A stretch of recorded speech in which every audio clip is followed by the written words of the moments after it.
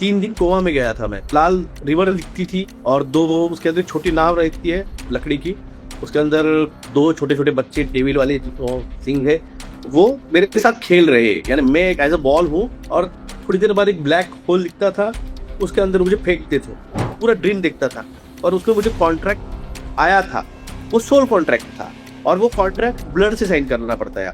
ये चीज आज तक किसी भी यूट्यूबर ने कभी नहीं कही है। जो मैं देता हूँ नॉलेज, जब तक मेरी कॉन्शियस से मैं दे रहा हूँ तब तक मेरी टोन, मेरी भाषा मेरी रहती है। जब वो ज्ञान देना चाहता है वो डायमेंशन से करेक्ट होके, वो उस लेवल का रहता है जो मैं एक्सपीरियंस देखकर। ये जो वैक्सीन लगाया गया है ये डेविल्स कॉन्ट्रैक्ट है। इसके अंदर उन्होंने ग्रेफेट ऑक्साइड डाला है जिसे मार्क ऑफ द बीस्ट कहा जाता है। जब आप एनर्जी लेते हो किसी भी स्थान से, आपकी 3 उंगलियां जमीन पे रखनी है आपको, और ये जो लेफ्ट हैंड है, मैं हिंदू हूँ, मेरे गुरु अकबर है, अकबर सर है, मुस्लिम है, उनके 11 में से 7 गुरु उनके हिंदू है।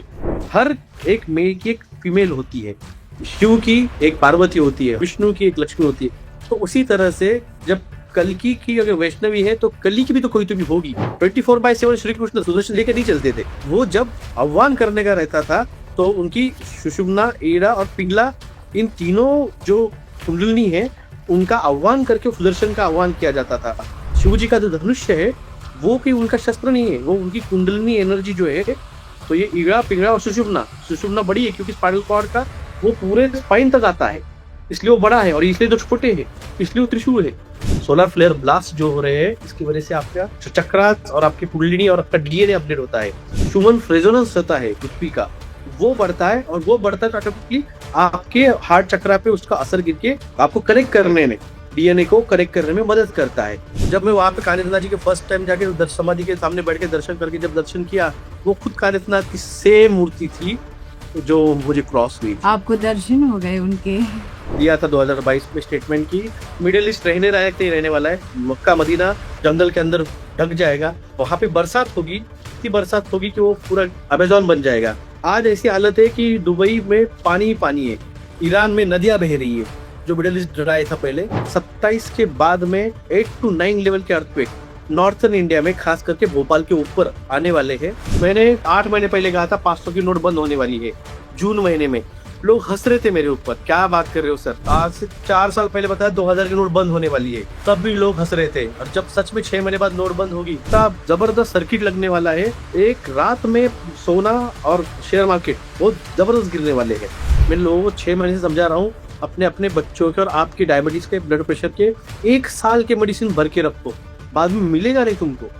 नमस्ते दर्शकों, स्वागत है आप सभी का आज के वीडियो में। आज हमारे साथ जुड़ रहे हैं डॉक्टर विलास जगदाले, जो कि संभाजीनगर महाराष्ट्र के रहने वाले हैं और एक होम्योपैथिक प्रैक्टिशनर डॉक्टर हैं। तो चलिए आज इनसे जुड़ते हैं और सुनते हैं इनके जीवन के सत्य अनुभव।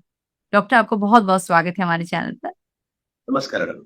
नमस्ते। आपने इन्वाइट किया, धन्यवाद जी, एक्चुअली मेरे चैनल के एक सब्सक्राइबर हैं, उन्होंने मुझे आपके बारे में बताया था, तो मुझे अच्छा लगा आपके बारे में। जब मैंने उनसे जाना तो मुझे लगा कि आपको इनवाइट करना चाहिए, क्योंकि आपका ये जो एक्सपीरियंस है बहुत डिफरेंट है और लोगों के एक्सपीरियंस से। तो आज हम सब सुनेंगे कि वो क्या है, पूरा डिटेल में सुनेंगे वो आपके जो एक्सपीरियंस हैं। क्योंकि उन्होंने मुझे ऐसा बताया था कि 2014 में आपका शायद कोई एक एक्सीडेंट हुआ था और उस एक्सीडेंट ने आपकी पूरी लाइफ चेंज की थी। तो आप डिटेल में बताएं कि वो एक्सीडेंट क्या था और उसके बाद क्या हुआ आपकी लाइफ में। जी। नमस्कार मैडम, धन्यवाद आपने इनवाइट किया है। 2014 जून, आई थिंक 19 जून 2014, 19 जुलाई हो गया, जून होगा मुझे याद नहीं, अभी जुलाई है, जुलाई था 14 में। मेरे बाइक पे था, बाइक पे पीछे बैठा हुआ था, मेरी बाइक पे मेरा दोस्त चला रहा था और एक ट्रक ने हमें साइड डैश दिया था। तो मेरा फीमर जो है वो पूरा टूट के हड्डी बाहर आ गई थी, कंपाउंड फ्रैक्चर कहते हैं उसे। कंपाउंड फ्रैक्चर हुआ था और साथ में हेड इंजरी हुई थी।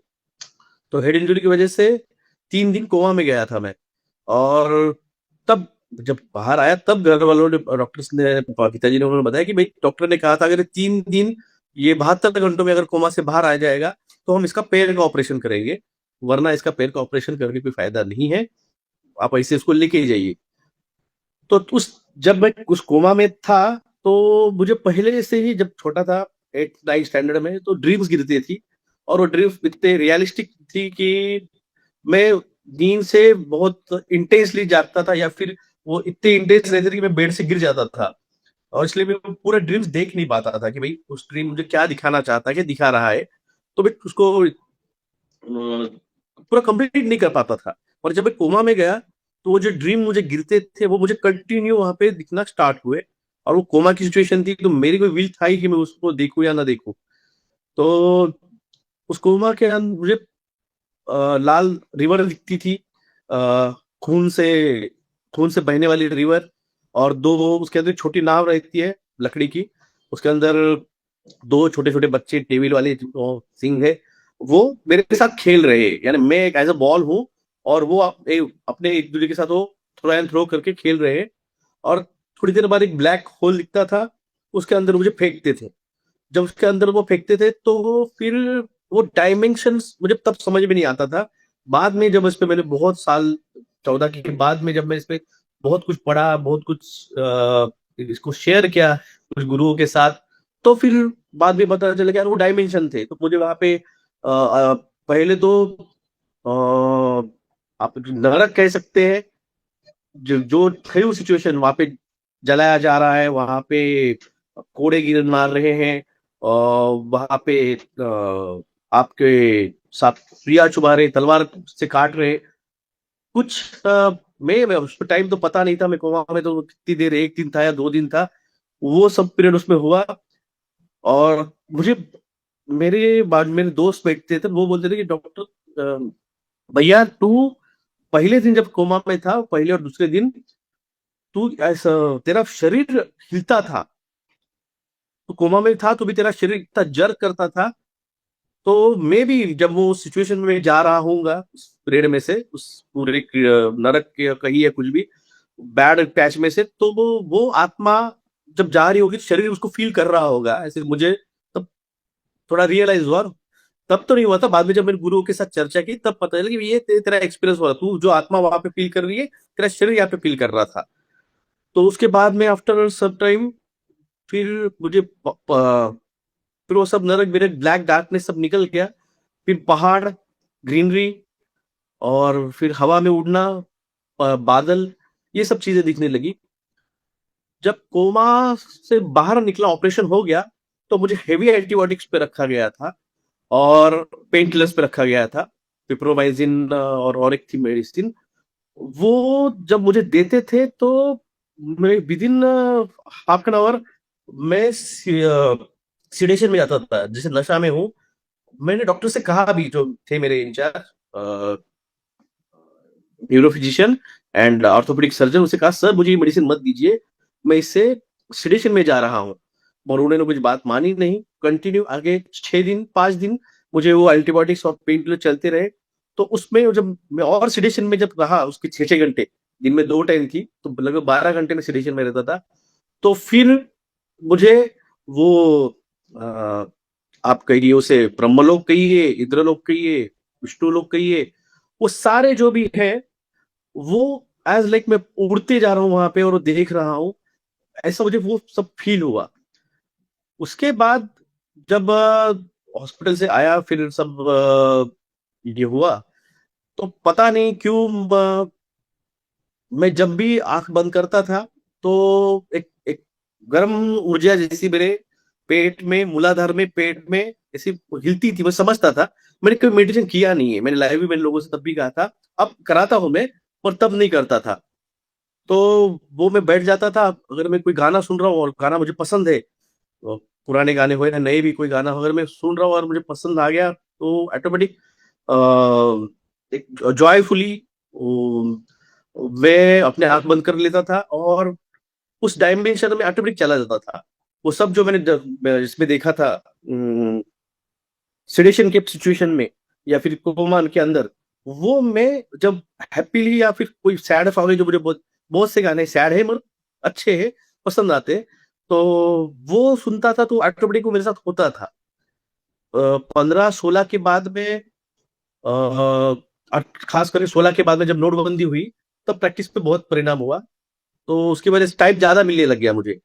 पहले टाइम नहीं मिलता था, दिन भर में 25-30 पेशेंट रहते थे, तो नोटबंदी के बाद में सब ब्लेंड कर गई। तो सिचुएशन थोड़ी सी 2-3 महीने 6 महीने के लिए खराब हुई थी प्रैक्टिस में, क्योंकि लोगों को सेविंग ही खत्म हो गया था। तो और होम्योपैथी ऐसा है कि यहाँ पे इमरजेंसी नहीं है, लेट भी याद किया तो भी चल जाता है। तो उस टाइम पे ज्यादा टाइम मिलने लग गया, तो और ज्यादा देर तक मैं वो सुनता था। फिर मुझे अलग अलग कलर दिखते थे जब मैं ध्यान बैठता था आंख बंद करके, तो मुझे थोड़ा पे अलग अलग कलर दिखते थे।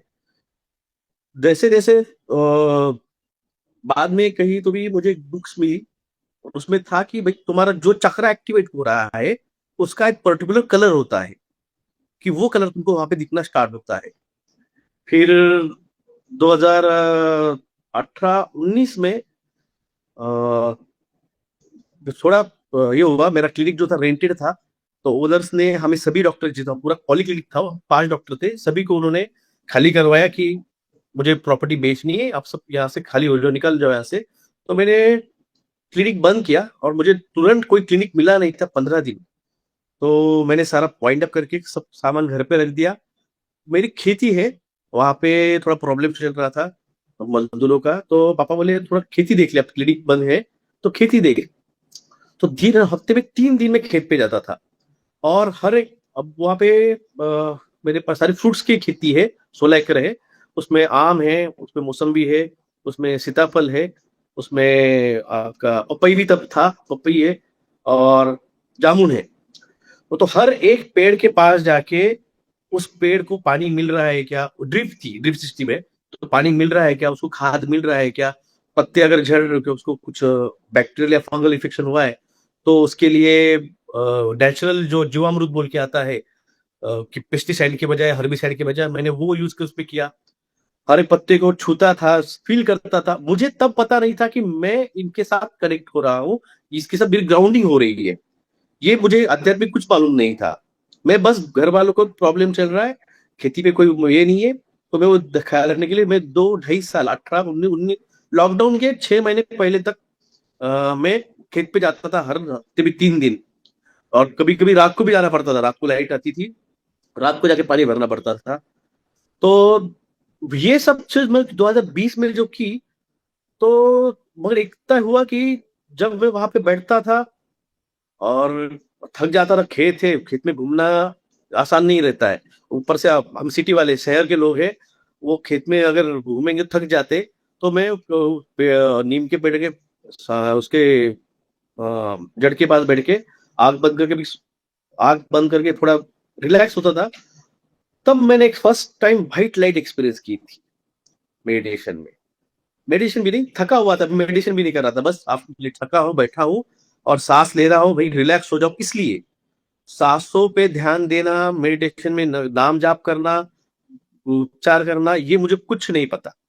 ऊपर से मेरी फैमिली नास्तिक है, मेरे पिताजी गॉड को इतने मानते नहीं थे। इवन मेरी जब शादी हुई है तो हमने पत्रिका भी नहीं देखी थी। तो गॉड का रिलीजियस ऐसा कुछ था नहीं। तो हाँ ठीक है, भगवान को मानते हैं, गणपति बिठाते हैं, जाते वक्त भी मंदिर दिख जाता है, मंदिर के बाहर से नमस्कार कर लेता हूँ, प्रणाम कर लेता हूँ। मगर ऐसे रेगुलर लोग रहते, गुरुवार को मंदिर में जाना, शनिवार को शनि जी को जाना, सोमवार को शिव जी को जाना, ऐसा बिल्कुल मेरा नहीं था। अरे स्पष्ट हो, ये मेरे का चैनल, उस पर भी मैंने लोगों को बताया है। रिलीजियस नहीं था मैं, स्पिरिचुअल हूँ और रिलीजियस नहीं था। रामकृष्ण आश्रम जो है विवेकानंद जी का, उस पे मैं जाके हर संडे फ्री कंसल्टिंग वहां पे देता था 2 साल, एक्सीडेंट के पहले। एक्सीडेंट के बाद बंद हो गया। तो स्पिरिचुअलिटी थी, रिलीजियस नहीं था मैं। तो वो सब फर्स्ट टाइम वो व्हाइट लाइट देखी। और समझ में नहीं आ रहा था हो क्या रहा है, कि भाई हो, पूरा स्पाइन में हीट हीट रहती थी। अ, और जब भी मैं किसी, अगर कोई, हमारे यहाँ पे भंडारे रहते हैं, गणपति का है या फिर आपका देवी का हो, या फिर यहाँ पे कीर्तन भी चलते हैं। तो वो कीर्तन में भंडारा रहता था। मैंने देखा है जब भी मैं कोई रिलीजियस यहाँ पे जाकर अगर खाना खाता था, तो नेक्स्ट डे मुझे डायरिया लगता था, जुलाब लगते थे। ये मैं समझ में नहीं आ रहा था भाई मेरे साथ हो क्या रहा है।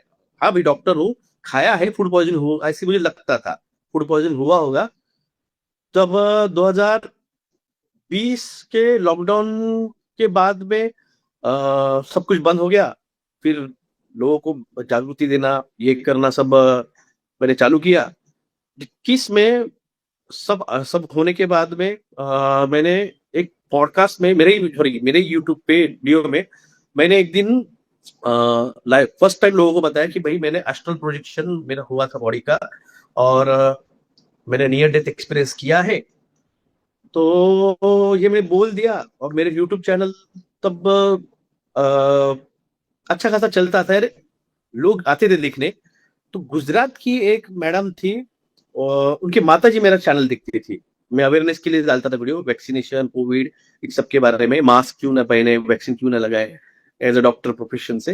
तो उनकी माता जी को देखती थी चैनल, उन्होंने उनको बताया कि ऐसे ऐसे डॉक्टर, वो पूछती थी, वो खुद डॉक्टर थी, ईएनटी सर्जन थी वो मैडम। तो उन्होंने उनको बताया कि ऐसे डॉक्टर साहब ने आज क्या बताया। मैडम वीडियो देखती नहीं थी। आज डॉक्टर ने क्या बताया चैनल पे, तो बोलते थे आज ऐसे ऐसे बताया, ये बताया। अरे आज डॉक्टर ने तो एस्ट्रल प्रोजेक्शन के बारे में बात किया, नियर डेथ के बारे में एक्सपीरियंस किया। तो उन्होंने मुझे कॉल किया, 2021 के अक्टूबर नवंबर की बात है। तो उन्होंने मुझे कॉल किया, और कॉल करके उन्होंने अपना इंट्रोडक्शन दिया। वो रियल नाम है कि नहीं मुझे पता नहीं, क्योंकि उनके बाद में 2-3 नाम बदले उन्होंने। तो आज तक देखा भी नहीं उनको मैंने।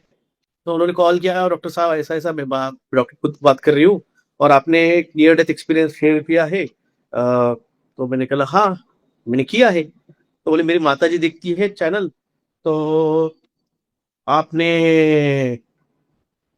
कॉन्ट्रैक्ट साइन किया था क्या। मैंने बोला मैडम क्या कहा आपने, कॉन्टैक्ट, फोन नंबर कॉन्टैक्ट। बोले नहीं नहीं कॉन्ट्रैक्ट, आपने कॉन्ट्रैक्ट साइन किया है क्या। बोले नहीं मैम आप गलत समझ लिए, मैंने कोई कॉन्ट्रैक्ट नहीं दिया है। डॉक्टर साहब मैं CONTRACT कॉन्ट्रैक्ट की बात कर रही हूँ। अब ये बात है कि मैंने ये वर्ड कभी यूज नहीं किया है मेरे लाइफ में, कि मुझे मेरे ड्रीम्स में मुझे ड्रीम गिरते थे। भविष्य में जो भी हो रहा है, मुझे उस 2020 से 21 के इसमें मुझे ड्रीम गिरते थे, जो भी फ्यूचर में हो रहा है। और तब मैं अब आंखें खोलना छोड़ दिया, मैं पूरा ड्रीम पूरा देखता था। सुबह 4:30-5 बजे से लेकर स्टार्ट होते थे, 3:30-4 बजे से। तो 6 बजे मेरी डॉट डील खुलती थी, पूरा ड्रीम देखता था। और उसमें मुझे कॉन्ट्रैक्ट आया था। मगर ये मैंने मेरे माँ को भी नहीं बताया, मेरे भाई को भी नहीं बताया, वाइफ को भी नहीं बताया, ना किसी को बताया कि कॉन्ट्रैक्ट मुझे आया है। उन्होंने कहा आपने कॉन्ट्रैक्ट साइन किया क्या। मुझे लगा ये कोई तो साइकिक है जो कुछ तो भी निकाल रही है। मैंने फोन कट कर दिया। उन्होंने फिर से फोन किया, बोले डॉक्टर साहब आप गलत समझ रहे, आपको हेल्प करने के लिए आया हूं मैं। बोला मैम मैंने अभी आज तक कभी किसी को ये शब्द यूज नहीं किया कि मुझे कॉन्ट्रैक्ट आया है। नहीं, बोले आप कॉन्ट्रैक्ट अगली बार आएगा तो उसे देखिए। बोला ठीक है आप बोलती हो तो मैं देखता हूँ। फिर 1-2 दिन बाद फिर मुझे ड्रीम्स में वो कॉन्ट्रैक्ट आया सामने, और मैंने देखा, और लैंग्वेज मुझे समझ में नहीं आई थी, वो लैंग्वेज क्या है।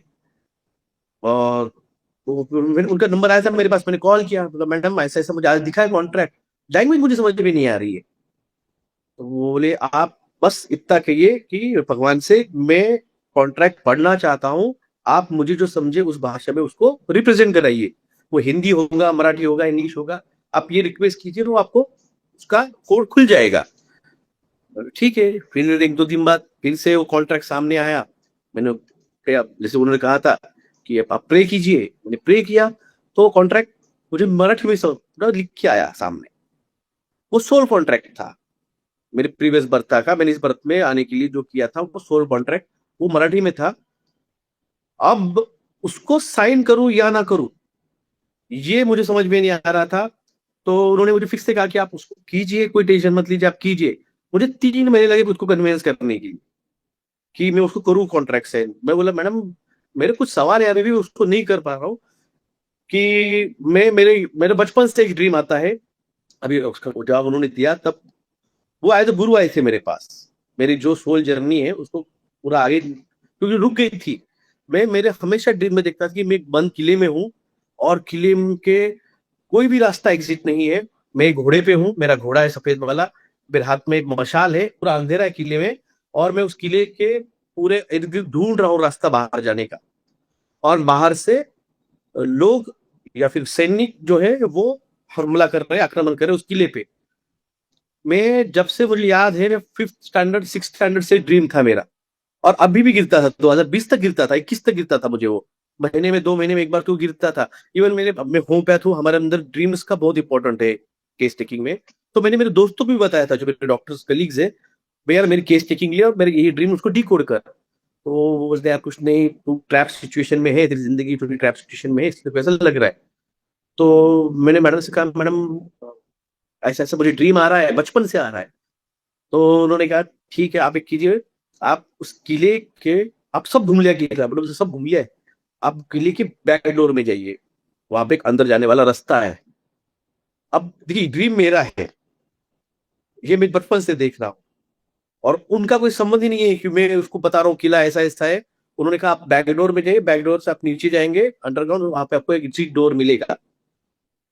मैं सच में, उन्होंने कहा ड्रीम मेरा है, मैंने आज तक कभी उस तरह देखा ही नहीं था। मैं गया वहां पे और सच में वहां मुझे डोर दिखा।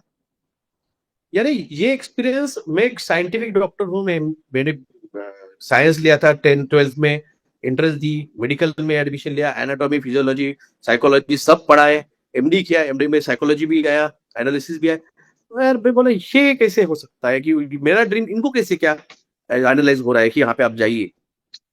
तो मैं वहां पे गया, वहां पे डोर दिखा, डोर खोला, वहां पे एक रिवर जैसे था। मैं फिर उनको उस नेक्स्ट डे फोन किया, बोले मैडम ऐसा ऐसा है, वहां पे मुझे पानी दिख रहा है। बोले वहां पे एक बोट भी है, आप उस बोट में बैठ जाइए और निकल जाइए वहां से।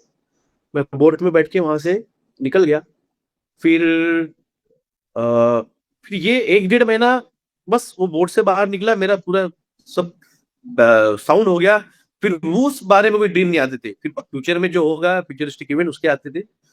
फिर बाद में फिर से एक ड्रीम चालू हो गया, मैं दौड़ रहा हूँ एक रेगिस्तान में, 2022 के स्टार्टिंग स्टार्टिंग में मैं दौड़ रहा हूँ एक रेगिस्तान में। और रेगिस्तान में एक टीला है, और टीले पे कोई तो भी खड़ा है, एक फीमेल स्ट्रक्चर कोई तो भी खड़ी है। बस वहां तक ही जा रहा हूँ और ड्रीम मेरा खत्म हो रहा था। पर मैडम ने अब इतना कन्विंस तो किया था कि भाई आप वो कॉन्ट्रैक्ट जो है उसको आप साइन कीजिए। तो उनसे उन्होंने फिर उनसे मैंने कहा कि मुझे ऐसे ऐसे कलर दिखते थे और ये सब मुझे लाइट वगैरह दिखता था। तो उन्होंने कि आपका जो चक्रास है वो एक्टिव हुए हैं, और आपका जो सहस्त्रार चक्रा है उसकी वजह से आप वो व्हाइट लाइट देख पा रही है। मगर इतना तब वो टाइम तक क्या होता, मैंने इधर स्वामी विवेकानंद जी की किताबें पढ़ ली थी। तो वो सब जो है चक्रा वगैरह इसकी थोड़ी बार आइडिया आ गई थी कि 7 चक्रा होते हैं एक कुंडलिनी के, उनके चक्रास के कलर होते हैं। और फिर वो एक्सपीरियंस में ले रहा था कि कौन से चक्रा में कौन सा दिखता है कलर और क्या दिखता है।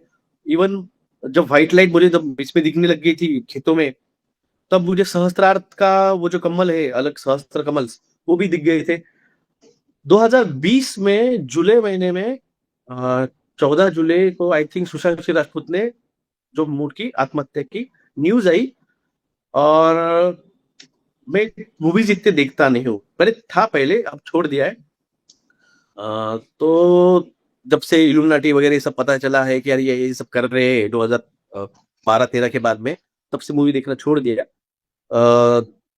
तो सुशांत सिंह राजपूत का ट्वीट देखा मैंने कुछ, और वो ट्वीट देख के मैं ट्विटर उसका ट्वीट देखे, इंस्टाग्राम देखा। अ, और मैंने कहा ये बंदा तो यार कुछ तो भी अलग है, क्योंकि उसने जो ट्वीट किए थे उस ट्वीट के अंदर उसने सहस्त्रार्थ चक्रास का ट्वीट किया था एक, वो पिक्चर जो है वो सहस्त्रार्थ चक्रा का था। एक ट्वीट जो किया था उसने गॉड पार्टिकल का था, जो अपना एक्स क्रोमोसोम जो होता है यहाँ पे, उसको गॉड पार्टिकल में था, जहां से आप रिलीजियसनेस एंड स्पिरिचुअलिटी कनेक्ट करते हैं गॉड के साथ। अब जो कहते मेडिटेशन में हम ध्यान करते तो भगवान से कनेक्ट कर लेते हैं, तो कनेक्शन जो होता है वो उस गॉड पार्टिकल से होता है। उसने गॉड पार्टिकल का भी ट्वीट किया था। तो मैंने फिर कहा था कि ये बंदा सच में बहुत जीनियस था, इसको इसने स्पिरिचुअलिटी मेंशन की है उसके ट्वीट्स के अंदर और इंस्टाग्राम पे। सहस्त्रार्थ में कौन से कलर्स दिखते हैं, सहस्त्रार्थ में 8 चक्रा में कौन से आपके डायमेंशन खुलते हैं, और वहां पे किस तरह से आपको गॉड दिखता है।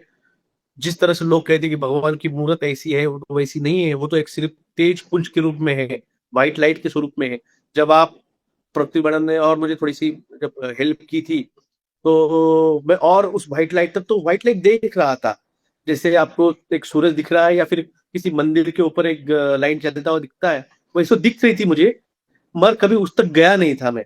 मैडम ने और थोड़ी हेल्प की, तो मैं उस लाइट तक जाके, उसके लाइट के अंदर जाके उस गॉड तत्व को अनुभव करने की मदद मुझे मैडम से हुई। और मुझे कोई ये नहीं कि मुझे उन्होंने हेल्प की है, वो गुरु तत्व है, गुरु ने मदद की है, उनको लगा मैं उस लेवल का शिष्य हूँ तो उन्होंने मुझे गाइड किया। 2023 में मुझे मेरे खुद के जो अभी गुरु है वो मुझे मिले, उन्होंने फिर मुझे गुरु दीक्षा भी दी और गुरु मंत्र देके मुझे गुरु में जो माँ है ये भी दी। तो फिर 2023 में ऑफिशियली एज गुरु शिष्य परंपरा में मैं एंटर किया। मगर इस जर्नी के अंदर पता नहीं कहाँ से मुझे जो भी नॉलेज मैं बहुत दिया है लोगों को कि आप ग्राउंडिंग कीजिए, और आप जब जाते हो मंदिरों में तो आप उस मंदिर की जो एनर्जी है वो आपको लेनी है। उसके लिए आप उस पे ध्यान में बैठ के उस मंदिर की एनर्जीज को, और जो भी मंदिर है, मस्जिद है, गुरुद्वारे है, वो एक एनर्जी हाउस है, वो यूनिवर्स की एनर्जी उस मंदिर में, गर्भगृह में उसको लाने के लिए वो बनाए गए हैं। ये नॉलेज पता नहीं मुझे किसने दिया था नहीं दिया था, मगर 2022 में फिर लोगों को मैंने बताना स्टार्ट किया, भाई ये सब है जो मुझे आ रहा है। जब मैं बैठता हूँ आँख बंद करके तो मुझे ये सब आ रहा है कि ये सब ऐसे ऐसे होता है, ये प्रोसीजर ऐसी चलती है मंदिरों के साथ। फिर dimension speed, first dimension, first dimension atoms होते हैं, मॉलिक्यूल्स होते हैं। सेकंड डायमेंशन कुत्ते बिल्ली जानवर, ये सेकंड डायमेंशन की चीजें हैं।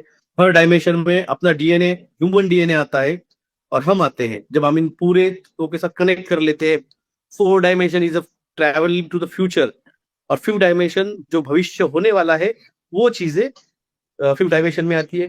फिर ऐसे 6, 7, 8, 9, 10 डायमेंशन जो मुझे आए, तब मैंने लोगों को बताए। अगर आप मुझे आप पूछोगे तो मुझे वो आपको मैं नहीं बता पाऊंगा। तब मैं आया था, वो तत्व आया था मेरे अंदर बताने के लिए। आज भी मैं कभी कभी आता हूँ लाइव, मेरा यूट्यूब चैनल उस पर लाइव आता हूँ, तो जो मैं देता हूँ नॉलेज, जब तक मेरी मेरी कॉन्शियस से मैं दे रहा हूँ तब तक मेरी टोन, मेरी भाषा मेरी रहती है। और जब वो ज्ञान देना चाहते हैं वो डायमेंशन से करेक्ट होके, तो वो उस लेवल का रहता है जो मैं एक्सपीरियंस नहीं कर रहा। जब वो बाहर आता हूँ मैं समझ जाता हूँ कि हाँ अभी मैं नहीं था, जो भी हुआ था उस मैं नहीं था। किसी ने मुझे नेगेटिव कुछ आपने अभी लाइव में जो बताया था तो फिर से बताइए। भाई साहब मैंने रट के नहीं आया था, मैं वो तत्व तब कनेक्ट हो गया मेरे साथ और ये हो गया। और ये चीजें जब फर्स्ट टाइम मैंने फिर ये चीज मेरे साथ हो रही थी और मैं लोगों को बोलता था कि भाई साहब ये चीज आपको समझनी है, ये आपके साथ भी होने वाली है। जब आप इस स्पिरिचुअल जर्नी में और आगे बढ़ेंगे तो ये आपके साथ भी होगी। तो आप इसके लिए मून नाइट बोल के एक वेब सीरीज है हॉट जियो स्टार पे, वहां पे जाइए वो देखिए।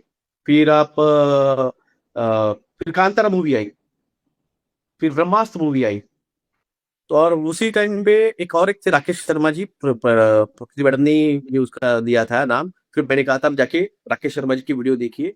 और मुझे 2022 के फरवरी मार्च तक मैंने कॉन्ट्रैक्ट साइन कर लिया। और वो कॉन्ट्रैक्ट ब्लड से साइन करना पड़ता है, वो कोई पेन से और काली इंग्लिश लाल पेन और ब्लू पेन से नहीं होता है, वो आपको आपके ब्लड के साथ साइन करना पड़ता है। सोल कॉन्ट्रैक्ट होता है ये। आप उस जब हाईएस्ट लेवल पे पहुंचते हो आपके जीवन के उद्देश्य के, तो आपको वो चीज मिलती है। ये मुझे बाद में समझ में आया जब प्रकृति मैडम ने आए और मुझे बताया कि आपने कॉन्ट्रैक्ट साइन किया क्या। ये चीज आज 2022 तक किसी भी यूट्यूबर ने कभी नहीं कही है और सोल कॉन्ट्रैक्ट के बारे में। और ये मैं जानता था, पर मैंने बताई नहीं थी कि मुझे ही नहीं पता था वो है क्या। वो कॉन्ट्रैक्ट आ रहा है सामने, वो है क्या वो। जब उन्होंने बताया सोल कॉन्ट्रैक्ट होता है आपके आपके प्रीवियस बर्थ में आपने इस जन्म में जो करने के लिए, उस देश के लिए आप आए हो, वो आपको मिलता है। फिर जब प्रकृति मैडम मिले तो मैं मेरे प्रीवियस बर्थ में देखना स्टार्ट कर दिया था। तो मेरे सेवन बर्थ में देख चुका हूँ कौन कौन से थे, ये आठवां या आखिरी ये पता है मुझे। मेरे कुंडली के अंदर ये पता नहीं था कि मेरा ये आखिरी है। मुझे ये आया था कि तेरा आखिरी है तो तुझे ये हाईएस्ट कर्मा करना है, तुझे जितने हो सके उतने आत्माओं को बचा। क्योंकि ये जो वैक्सीन लगाया गया है इस पे ये डेविल्स कॉन्ट्रैक्ट है, क्योंकि इसके अंदर जो mRNA वैक्सीन लगा है ये इसके अंदर उन्होंने ग्राफीन ऑक्साइड डाला है जिसे मार्क ऑफ द बीस्ट कहा जाता है। ये इनके बाइबल के अंदर भी लिखा हुआ है और मुस्लिम धर्मों के कुरान में भी लिखा हुआ है इसके बारे में। तो ये सब मुझे पता था ये कोई चल रहा है, ये भी समझ में आया कि ये युग का अंत है। 2022 तक मैंने ये बोल दिया था कि ये युग का अंत है, ये कलयुग की खत्म हो रहा है, ये कल्कि और वैष्णवी का आने का टाइम पीरियड है। तब तक वैष्णवी के बारे में कोई बात नहीं कर रहा था, सब कल्कि के बारे में बात कर रहे थे। वैष्णवी का रोल इसमें किसी को पता ही नहीं है महाभारत, इस कल्कि महाभारत के अंदर। यहाँ पे ये जो मेरे स्पिरिचुअल जो मैंने एक्सपीरियंस लिए, जो मुझे आए अनुभव, जो मैसेजेस आए, लोग भूल गए हैं वैष्णवी देवी का अवतरण इस पृथ्वी पे सबसे महान जो राक्षस रहेगा उसका अंत करने के लिए। और यहाँ इस युग का सबसे महान अगर कोई राक्षस, महान रावण महान था, कंस महान था, बलाढ्य थे वो, उनको आप ये नहीं कह सकते वो महान कैसे कह रहे हो आप, वो महान थे। मरने के बाद उन्हें डायरेक्ट मुक्ति मिली है क्योंकि वो जय विजय के अवतार थे यहाँ पे और विष्णु जी का अवतरण के लिए उनको भेजा गया था, तो वो महान थे। तो सबसे महान अगर कोई होगा बड़ा वाला तो वो कली है। कली जितना तो कोई पावरफुल और है ही नहीं। और जब यहाँ पे मेरे एक दोस्त थे, अभी वो नहीं रहे, अभी 2 साल पहले उनका हार्ट अटैक से एक्सपायर हो गए वो। हम यात्रा पे निकले, ये यात्रा ऊपर वाले ने करवाई मेरे से उस एनर्जीज लेने के लिए। और तभी मुझे पता चला कि मंदिरों में एनर्जी होती है। ये जो माला आप देख रही है मेरी गली में, ये आपको पूरी पूरी की पूरी जो है ये आपको ट्रांसपेरेंट दिख रही होगी अभी। ये इस व्हाइट कलर की थी, पूरी सीमेंट कलर की थी। जब मैंने इसको धारण किया और गुरु जी ने बताया था जब तुम एनर्जीज लोगे तो तुम्हारे अंदर की जितनी भी निगेटिविटी है वो ये माला अपने अंदर एब्जॉर्ब कर लेगी और इसका कलर चेंज होगा। तो ये माला पहन के जब मैंने फर्स्ट टाइम गुरु मंत्र लिया और हम्पी की ले गया था मैं, हम्पी गए, हम्पी से फिर आते वक्त मैंने हमारे महाराष्ट्र की जो कोल्हापुर की देवी है महालक्ष्मी, वहां पे गया। फिर वहां से ज्योतिबा बोल के एक मंदिर है, शिव जी का ही अंश है वहां पे। फिर एक शिव जी के दूसरे अंश है बाड़ू बाबा बोल के, उनके वहां पे। और फिर वहां से आते वक्त और एक संत है गोदुलेकर महाराज, मैंने उनका नाम नहीं सुना, जिंदगी में नहीं सुना। मेरी कार थी, हम कार से जा रहे और पूरा निर्जन क्षेत्र था, एक छोटी सी होटल दिखी चाय की, मैं गाड़ी रुकाया और शूज सॉक्स पहने हुए थे। हम प्रोफेशनल डॉक्टर से, तो भाई चप्पल विप्पल हमें कॉलेज से नहीं पहनने दिया सर, लोगों ने गालियां देते थे। क्या आदमी, ये तो पड़ा अभी पहना है मैंने जब से थोड़ा स्पिरिचुअल बनाओ, वरना हमें ये भी नहीं पहनने दिया जाता है कॉलेज में। तो सॉक्स निकाला, बूट निकाले, थोड़ा सा मुंह पे पानी मारा और बैठा। उसको चाय की ऑर्डर दी, भाई एक शुगर फ्री चाय देना। और मैं बस थोड़ी 4 घंटा ड्राइव किया था, तो इसलिए थोड़ा रिलैक्स होने के लिए जमीन पे पैर रखे, आंख बंद करके बैठा। मेरे पैरों में अंगार होना स्टार्ट हो गया, जैसे मेरे कोयले के ऊपर मैंने गर्म कोयले पैर रखे। तो मैंने उससे पूछा, भैया यहाँ पे कोई मंदिर है क्या आसपास? बोले साहब मंदिर तो नहीं है आसपास। कोई ऋषि, कोई संत का कोई है क्या मठ? बोले संत तो नहीं, एक गोंदलेकर महाराज थे, बोले आज 60-70 साल पहले, उनका यहाँ से 5 किलोमीटर पे उनका आश्रम है। तो मैं फिर दोस्त को बोला चल, गए वहां पे। तब तक उनका नाम भी नहीं सुना था, दिखते कैसे वो भी पता नहीं था।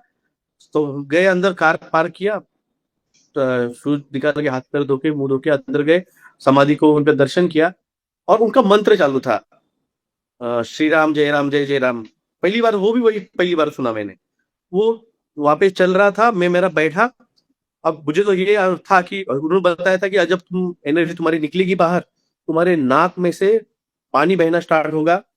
जब एनर्जी निकलेगी निगेटिव, तुम्हें पेशाब में जलन होगी, पेशाब नॉर्मल रहेगी, वो पेशाब में जलन होगी और तुमको लैट्रिन को बार बार जाना पड़ेगा।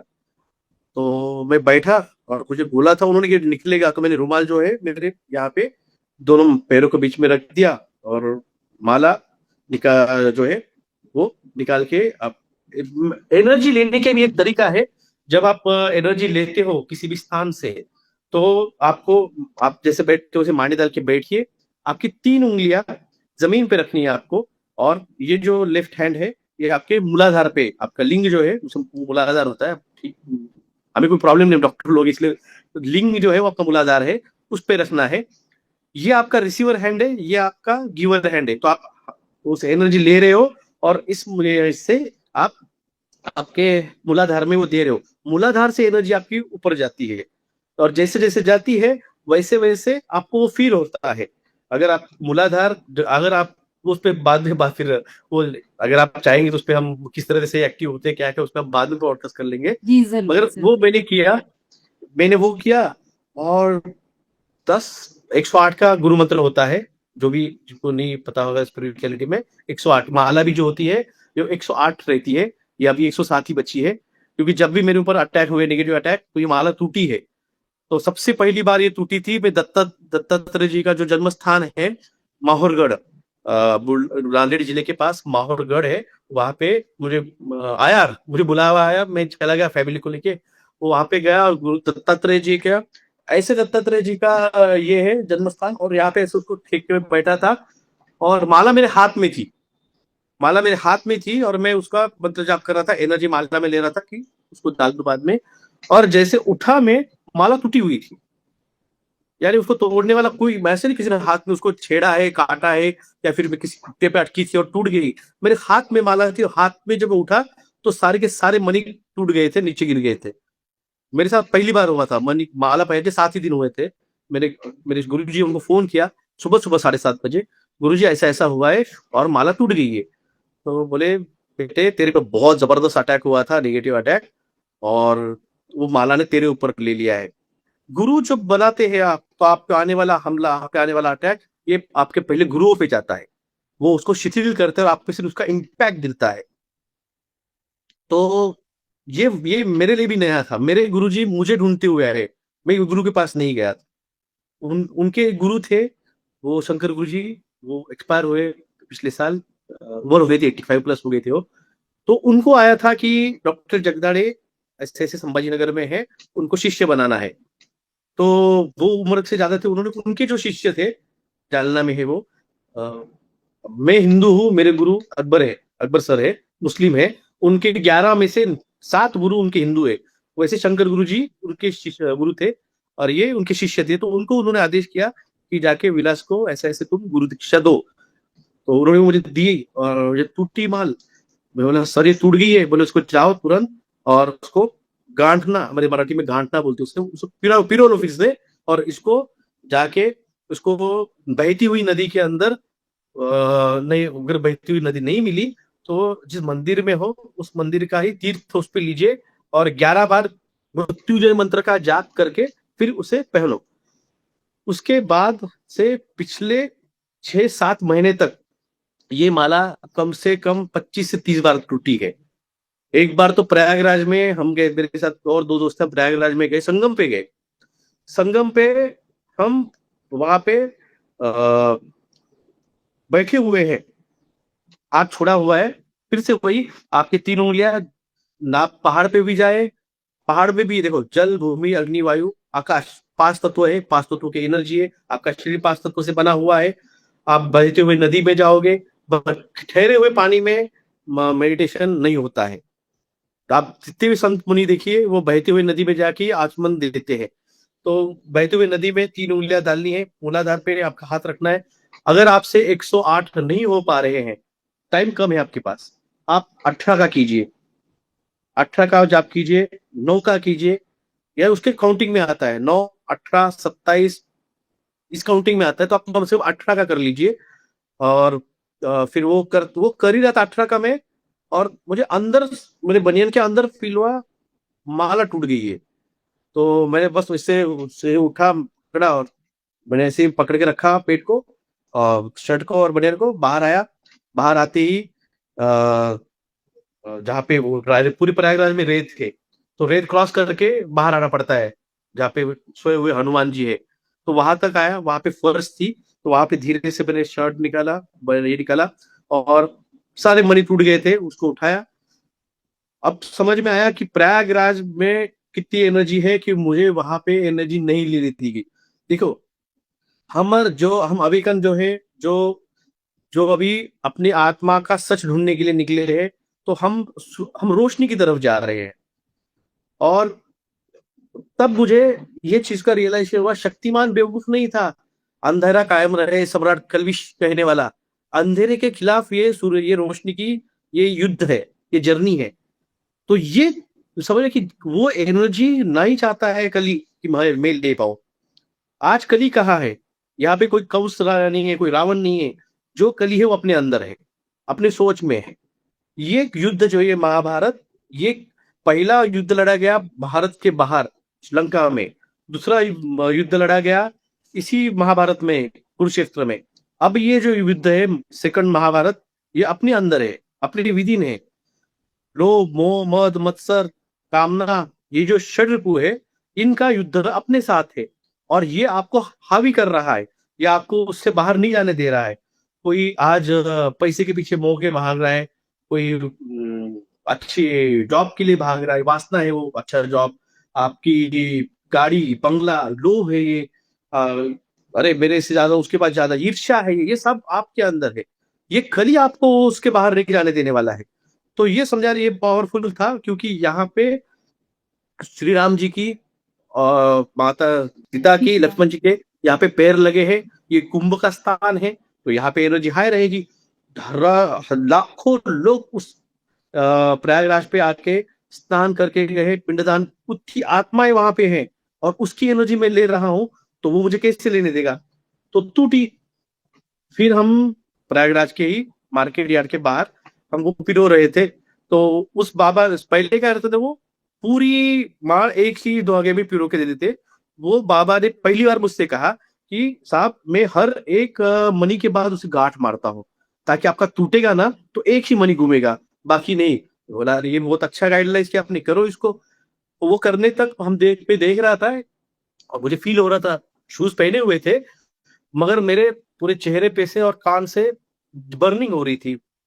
मैं बोला यहाँ पे कुछ तो भी है। तो मैंने पांडा जी से कहा, यहाँ पे कोई और एक मंदिर वगैरह है? साहब ये जो पीछे आपको दीवार, यानी हम ऐसे खड़े थे, और वो दुकान था छोटा सा, 5x6 का दुकान था वो, छोटा सा ठेले टाइप। उसके पीछे एक गेरुए रंग की पूरी दीवार, पूरी बॉडी दीवार पेंट की हुई थी। बोले यही तो मंदिर है। बोले कौन सा मंदिर है? बोले माँ का सती का हृदय की ऊर्जा जहां पे गिरी है, ये वो स्थान है। मैं बोला यार, मेरे ख्वाब में भी सोचा नहीं था कि मैं शक्तिपीठ को दर्शन करूंगा, और मैं शक्तिपीठ के इतने पास खड़ा हूं। तो नियत ही मुझे लेके गई है बहुत जगहों पे। मैंने सोचा भी नहीं था कि मैं ऐसा कुछ कर पाऊंगा। मैं गया था प्रयागराज के दर्शन के लिए, और मुझे वहां पे वो भी स्थान दिखा दिया जहाँ पे माँ सती का हृदय की एनर्जी गिरी है।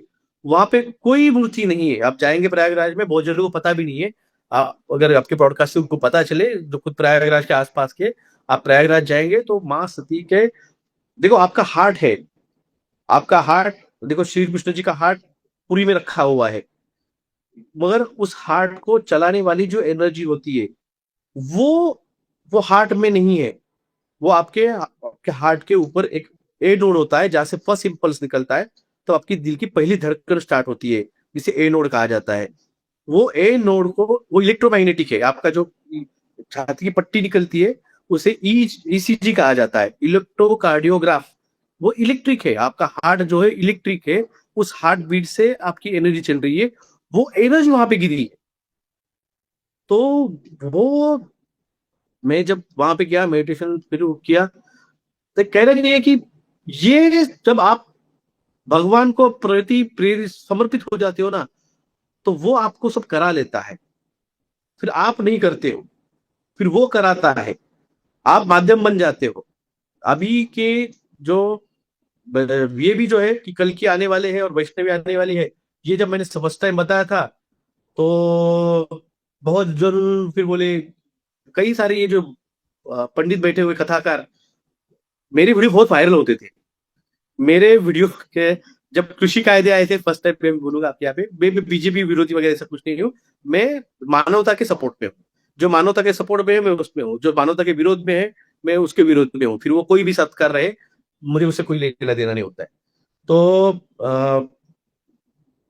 मेरा एक किसी ने, मेरे लाइव में ऐसी चल रहा था, किसी ने मुझसे कहा सर आप कृषि कायदे के बारे में क्या बात करोगे? तो बोला कृषि कायदे भाई मैंने नहीं पढ़े, मुझे नहीं पता, मैं क्या बात करूंगा। अब जिस बारे में मुझे पता नहीं होता मैं उस पर बात नहीं करता हूँ। Half knowledge always danger. तो वो इसलिए बोलता मैं, मेरे से हाफ भी मत लो। तो इसलिए मुझे जाके पढ़ने दो। रात को मैं पूरा बिल पढ़ा, तीनों कृषि कायदे पढ़े, उसके 10 पॉइंट निकाले और नेक्स्ट डे मैंने एक्सप्लेन की कि भी कृषि कायदे किस तरह से घातक है, क्योंकि मैं खुद किसान हूँ, मेरे पास खुद खेती है। लोगों को 7/12 जो आता है, जैसे आपका घरे का ये रहता है पीआर कार्ड, तो वैसे ही जमीन का 7/12 आता है। वो 7/12 कैसे पढ़ना रहता है, 7/12 की पहले क्या था, खासरा पत्रक था, खासरा पत्रक पे से एंट्री कैसी होती थी, अब 7/12 पे एंट्री कैसी होती है, ये सब मैंने उनको एक्सप्लेन किया किस तरह से घातक है। 3 हफ्ते बाद पंजाब में आंदोलन स्टार्ट हो गया था मेरे उस वीडियो के बाद में, और मुझे वो आके दोस्तों ने बताया कि डॉक्टर साहब आपकी वीडियो पंजाब के लोकल न्यूज चैनल पे दिखा रहे हैं कि देखो डॉक्टर क्या कह रहा है। तो इसी तरह से जो कोविड का लॉकडाउन भी था, वो भी हमने इसी तरह से बंद करवाया था कि कोविड किस तरह से फेक है। आपके नाक में जो डंडी डाली जा रही है वो 2017 में खरीद के रखी है सरकार ने। जब महामारी 20 में आई है, सरकार 17 में कैसे खरीद सकती है, उसका भी डॉक्यूमेंट हमने तब दिखाए थे। तो पंजाब में सबसे पहले विरोध हुआ था, लठ मार मार के भगाए थे और आरटीपीसीआर टेस्टिंग करने वालों को। तो ये सारी चीजें भाई लोगों को पहले ही सब ये बताया कि वायरस क्या है, वैक्सीन क्या है, ये सब क्या है। और कोई नहीं पीते था बीच बीच में। आपके ब्रेन के अंदर एक गॉड जीन है, एक्स कहा जाता है उसे, और ये वैक्सीन उस गॉड जीन को खत्म करेगी। अगर मैं लोगों तब जाके बोलता था कि आप आओ बैठो मेरे साथ मेडिटेशन करो, रिलीजियसनेस सुनो, डायमेंशन सुनो, लोग बोलते थे पागल है, ये डॉक्टर आदमी है और ये क्या रिलीजन की बातें कर रहा है। पहले लोगों का रिलीजन बचाया, जिन्होंने वैक्सीन लिए है उनके गॉर्जिन डिस्ट्रॉय हो रहा है स्लोली स्लोली स्लोली। तो वो रिलीजियसनेस से दूर जा रहे हैं। पहले रिलीजियस बचाओ, रिलीजियसनेस बचाओ। धर्म क्या है, उस परमात्मा तक पहुंचने का एक रास्ता है। आपके पीछे जो ब्रिज है वो यहाँ से वहां तक जाने के लिए ब्रिज है वो। तो बस धर्म वही है, इस छोर से उस छोर जाना है। इस नरक की सॉरी इस मानव शरीर के माध्यम है, अकेला मानव शरीर है जिसको माध्यम मिलता है उस परमात्मा पाने का। ना कुत्ते को है, ना बिल्ली, ना किसी और योनि को है। तो ये चीज मुझे धीरे धीरे से समझ में आया कि भाई ये कलयुग का अंत है, कली का एक प्राकट्य स्वरूप होने वाला है। और मैंने ये बाइबल और ये बाद में पढ़े मैंने, जब किसी ने मुझे सजेशन कहा अक्सर बाइबल में ये भी लिखा हुआ है, कुरान में ये भी लिखा हुआ है। तो फिर मैंने मेरे दोस्तों से 2018 के पहले मेरे कुछ है दोस्त, उन्होंने मुझसे कहा कि अरे डॉक्टर तुम जो कह रहे हो ना ये बाइबल में भी है, 1,44,000 स्पेशल सोर्स है जो यहाँ पे पृथ्वी पे आने वाली है बचाने के लिए लोगों को। तो फिर दज्जाल के बारे में मैंने कहा, जिसे हम अब कली कहते हैं, वो मुस्लिम भाइयों को दज्जाल कहते हैं, जिसे लूसीफर कहा गया है बाइबल में कली को। मगर ये हर कोई भूल जाता है कि हर एक मेल की एक फीमेल होती है, शिव की एक पार्वती होती है, हर विष्णु की एक लक्ष्मी होती है। तो उसी तरह से जब कल्कि की अगर वैष्णवी है तो कली की भी तो कोई तो भी होगी। तो कली की वहां पे लिलित है, जो फर्स्ट कार्नेशन है इविल की, वो लिलित है। अभी डोनाल्ड ट्रंप जो प्ले कर रहे हैं रोल, वो बाइबल के कथा के अनुसार वो एंटी लूसीफर यानी वो एंटी क्राइस्ट की तरफ जा रहे हैं। ये सब स्पिरिचुअल जर्नी का एक भाग है, क्योंकि कल अगर आप स्पिरिचुअलिटी में हो तो आपको आध्यात्मिक हिसाब से जो चल रहा है पीरियड, ट्रांजिट पीरियड है ये, संध्या काल है ये, युग परिवर्तन की। तो मैं मेरे दोस्त के साथ, अब वही बोल रहा था, मेरे दोस्त के साथ हम गए यात्रा पे, लेकर महाराज से निकले। जब बैठा वो 18 का ही किया था, मेरे नाक में से पानी की जो निकलने लगी धारा, मैं समझ रहा मुझे कॉन्शियसली कि ये निकल रहा है। अब मैंने ऐसा था मेरा हाथ रखा हुआ, मैंने पूरा गर्दन नीचे डाल दी। किसी ने देख लिया ना कि इसके नाक में से पानी बह रहा है और ये कितना गंदा आदमी है फिर भी उसको पहुंच नहीं रहा, उससे क्या बताओ, वही मेरे को पता है कि निकल रहा है फिर भी से निकलने की, इसी के लिए तो दी गई है ये माला है, इसलिए गुरु मंत्र था। जब उठा पूरा पूरा रुमाल पूरा गीला हो गया था, मुझे तुरंत कार में से सेकंड हैंड निकालना पड़ा। तो एक ये है कि ये एक्सपीरियंस मेरा किसी को आया होगा नहीं मुझे नहीं पता, मगर एनर्जीज किस तरह से आपके अंदर की निगेटिविटी प्यूरिफाई करती है, ये मैंने एक्सपीरियंस लिया। फिर जब मैं वहां से निकलते थे तो मुझे, अगर मैं 2-3 मंदिर कर लूं मेडिटेशन, मुझे तुरंत, ये तो मेरे साथ जो भी बहुत सारे मेरे, जब आप डालेंगे तो किरण सर खुद जो है जो नंबर दिया है, ऐसे बहुत से लोग हैं जो मेरे साथ यात्रा पे आए, उन्होंने देखा है मैं 2 से 3 मंदिर में मेडिटेशन के बाद मुझे तुरंत लेटरिन ढूंढना पड़ता है, टॉयलेट ढूंढना पड़ता है। इतनी बर्निंग होती है पेट में और इतनी लिक्विफाई डायरिया होता है 2-3 बार। मुझे बाहर आके तुरंत सोडा या फिर नींबू पानी ये पीना पड़ता है, तब जाके थोड़ा वो बैलेंस होता है। एक्सट्रीम एनर्जी रहती है। और वो जो मेरे साथ रहते हैं, जो सब ट्रैवल करता है, तो ये एक्सपीरियंस मेरे चैतन्य बोल के मुंबई का, उसने एक्सपीरियंस किया था। हम जा रहे थे मध्य प्रदेश और कार से मेरे, और वो मैं लाइव कर रहा था, वो मेरे बाजू वाले सीट पे बैठा हुआ था कार में। उसने कहा, सर आप क्या कर रहे हैं अभी? कुछ भी नहीं कर रहा हूँ। तो मेरे दिमाग में सिर्फ कार चला रहा था और मेरा गुरु मंत्र कर रहा था मन के मन। मैं कुछ नहीं कर रहा हूँ, मैंने तो बोला नहीं गुरु मंत्र कर रहा हूँ, कुछ नहीं कर रहा मैं। अरे सर, आप कुछ तो भी हो रहा है आपके साथ। बोले, मेरे तलवों में, मेरे पैर के तलों में आग हो रही है, बोले आपके बाजू में बैठा हूं तो ये एक्सपीरियंस होता है जब आप जब आपकी एनर्जी अपडेट करते हो, वो किसी और को भी वो अपडेट कराती है। इसीलिए आप देखिए, बड़े बड़े जो आध्यात्मिक गुरु है, कोई भी हो, मुस्लिम हो, हिंदू हो, जैन हो, वो पैर आपको नहीं पैर छूने नहीं देते। छूने देते। हाँ। वो आपको पैर नहीं छूने देते। बड़े बड़े एक्टर्स, बड़े बड़े पॉलिटिशियंस, वो आपको हाथ नहीं मिलाते। एनर्जी ट्रांसफर होती है। कौन किस एनर्जी पे चल रहा है हमें नहीं पता। तो ये चीज है, जब फर्स्ट टाइम जब मैंने लोगों को बताई, भैया ऐसे ऐसे एनर्जी काम करती है, तो पूरा यूट्यूब, उसके बाद में सब कंटेंट वही से 22 के बाद तो वही चल रहा है यूट्यूब पे। मगर बाद में क्या हुआ है, लोग है ना गलत इंफॉर्मेशन देने लग गए कि कल की ऐसा है, कल की वैसा है। कई सारे कल की बन गए, टीवी पे आ गए। एक आईआईटी वाला मामा भी आया जी कल की बन के। जी जी जी। मैं बोला, यार ये तो, मैं बोला फिर उसका पूछा, सर ये क्या हो रहा है? तब मैंने कहा, देखो भाई साहब, मेरे को इतना समझ में आ रहा है, हर कृष्ण के युद्ध में, महाभारत के उस कुरुक्षेत्र में जाने के पहले एक पौंड्रक आता है। तो इस बार कई पौंड्रक है, बस फर्क इतना है। आज जिस शास्त्री में ये बोलता था कि अवतरण होने वाला है, तो बोले सर कल की तो जन्म लेने वाले हैं संबाला में। और विष्णु क्या, तो भी उसके पिताजी का नाम है और माताजी का नाम ये है वो है। बोला, देखिए, श्री कृष्ण जो थे, उनको पता था कि वो श्री कृष्ण है। उन्होंने अपनी माँ को मुंह खोल के दिखा दिया, ये देख ब्रह्मांड माँ। श्री राम को पता नहीं था वो श्री राम थे। अगर श्री राम को पता था कि श्री राम थे तो रोते नहीं थे। लक्ष्मण जी जब मूर्छित हो गए थे, वो रोते नहीं थे, सीता जी को छोड़ के चले गए। ये जो मेरे पीछे आप कपड़ा देख रहे हैं, ये गमछा, ये मुझे हम्पी में माल्यवंत राम मंदिर, एक मंदिर है माल्यवंत राम, यानी श्री राम जी जब गए ढूंढते ढूंढते सीता जी को, और नासिक से निकले, और जब उनको गरुड़ पक्षी जो जिन्होंने बचाया था वहां सीता गरुड़ को। गरुड़ पक्षी, तो वो टहाकड़ी नाम का एक गांव है, वो टहाकड़ी में उनको वो मिले। और उन्होंने उनको डायरेक्ट किया कि आप पश्चिम की तरफ जाइए, वरना वो जा रहे थे दक्षिण की तरफ जाइए, वो जा रहे थे पश्चिम की तरफ। तो टहाकड़ी नाम है उस गांव का। नासिक की मेरी विजिट होती है, हर संडे में नासिक रहता हूँ, तो इसलिए थोड़ा सा पता है। तो वो टहाकड़ी से उन्होंने डायरेक्शन चेंज किया और दक्षिण तरफ गए। वहां पे अंजनगिरी पर्वत जो है, वहां पे उनको हनुमान जी का वहां पे मिलाप हुआ। वहां पे उसी माल्यवंत राम मंदिर है वहां पे, उस मंदिर के अंदर गुफा जैसा, गुफा है एक्चुअली, उसको मंदिर बना दिया है। तो गुफा के अंदर श्री राम जी 6 महीने तक अपनी माला पे सीता सीता, सब राधा कृष्ण के प्रेम के बारे में बात करते। राधा कृष्ण का प्रेम कैसा था, कोई राम जी और सीता जी के प्रेम के बारे में बात नहीं करता है। सिर्फ ये कहते कि सीता जी को आने के बाद उन्होंने अग्नि परीक्षा करवाई और उनको भेज दिया बाहर। पर वो 6 महीने, हम्पी में आप जाएंगे कभी, इतने बड़े बड़े पेड़ है, और वहां पे इतनी एक्सट्रीम बरसात अभी भी होती है, तो सोचिए वो टाइम पे कितनी होती होगी।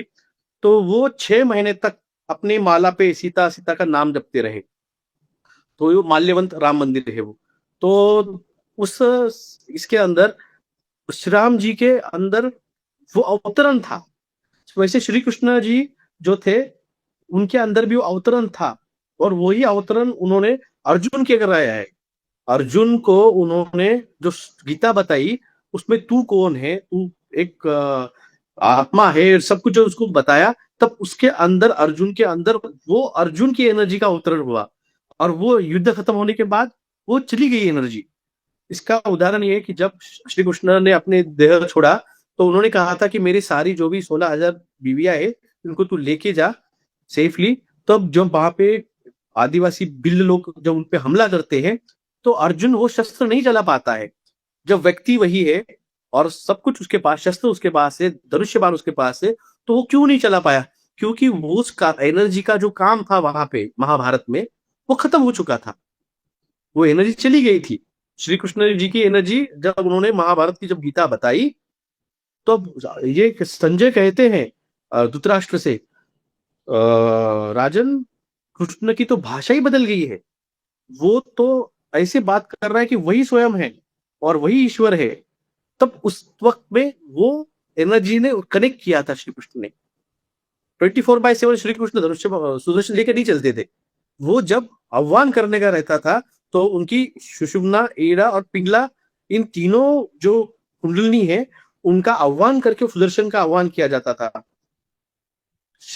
अपने शिव जी का जो धनुष्य है, वो कोई उनका शस्त्र नहीं है, वो उनकी कुंडलिनी एनर्जी जो है, पीड़ा पीड़ा सुषुम्ना, जो तीन है आपका। अगर आप स्पाइनल कॉर्ड लेंगे तो स्पाइनल कॉर्ड में आपके ये दो स्पाइनल कॉर्ड के छेद डालने वाले ये रहते हैं और बीच में आपका स्पाइनल कॉर्ड रहता है।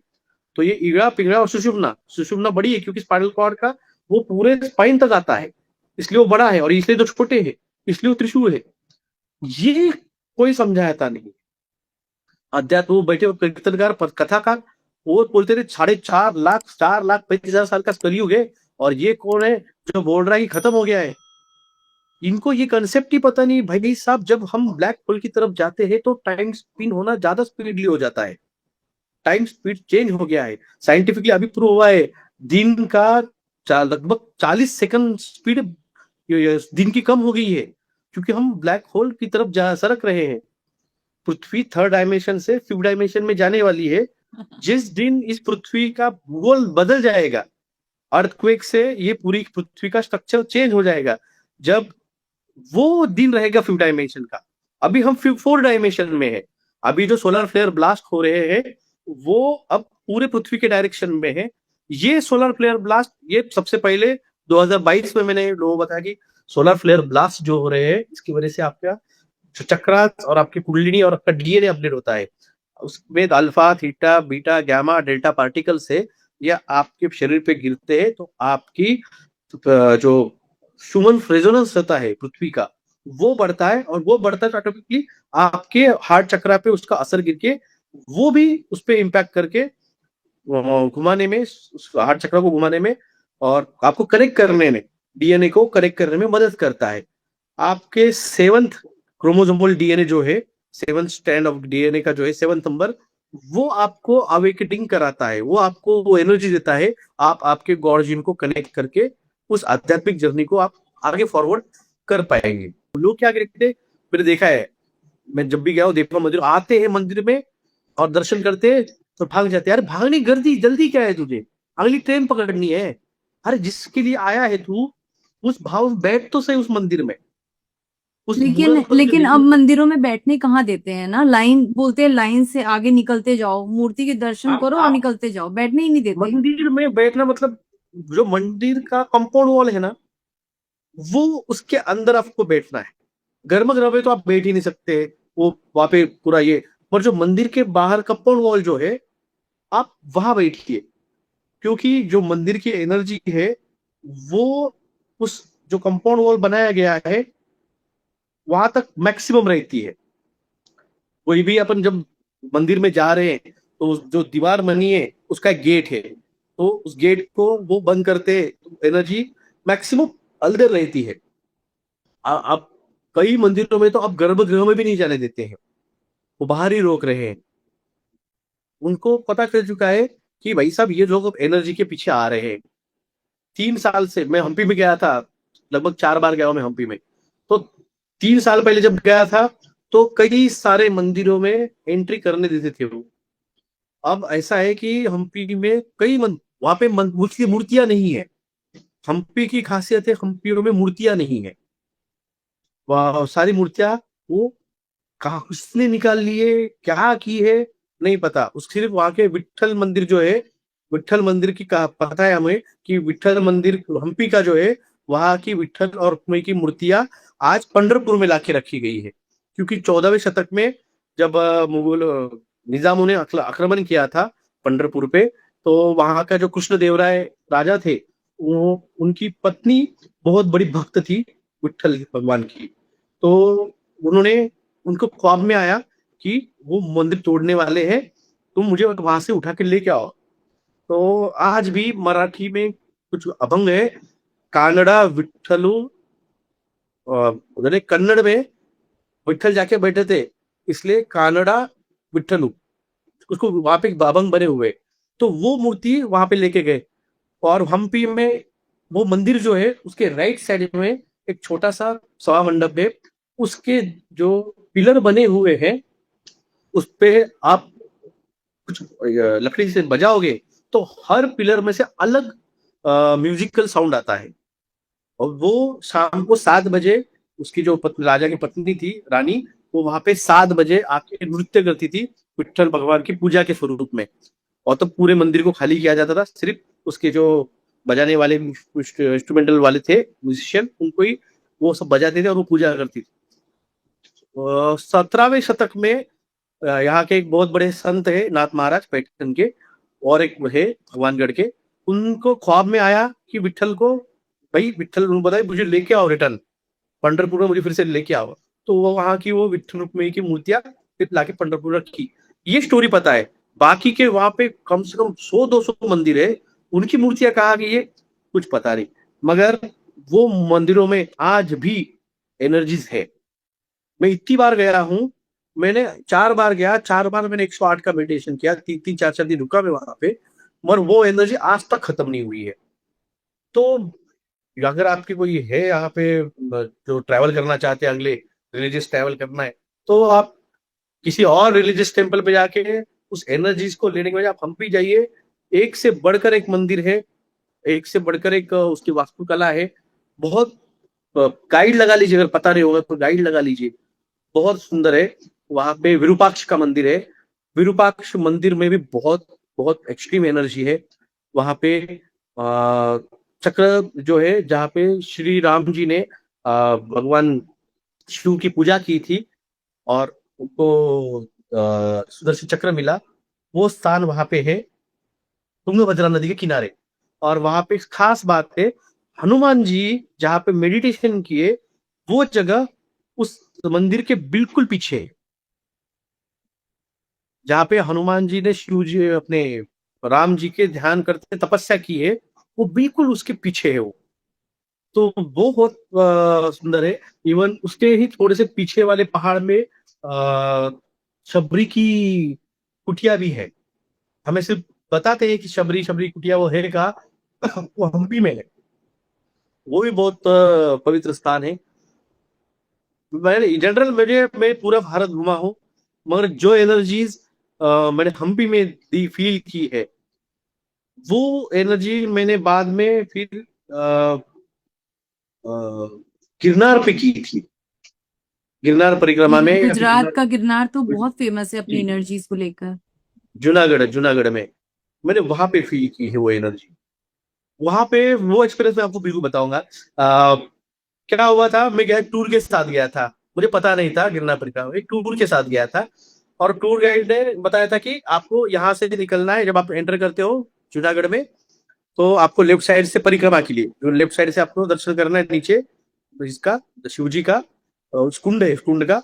और वहां से लेफ्ट से निकल के आपको घूम के फिर पहाड़ को घूम के फिर लेफ्ट से आना है।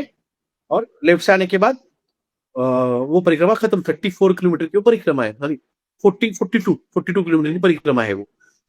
मैं निकला, मैं था ग्रुप के साथ, पता नहीं कहाँ कैसे मैं ग्रुप से छूट गया।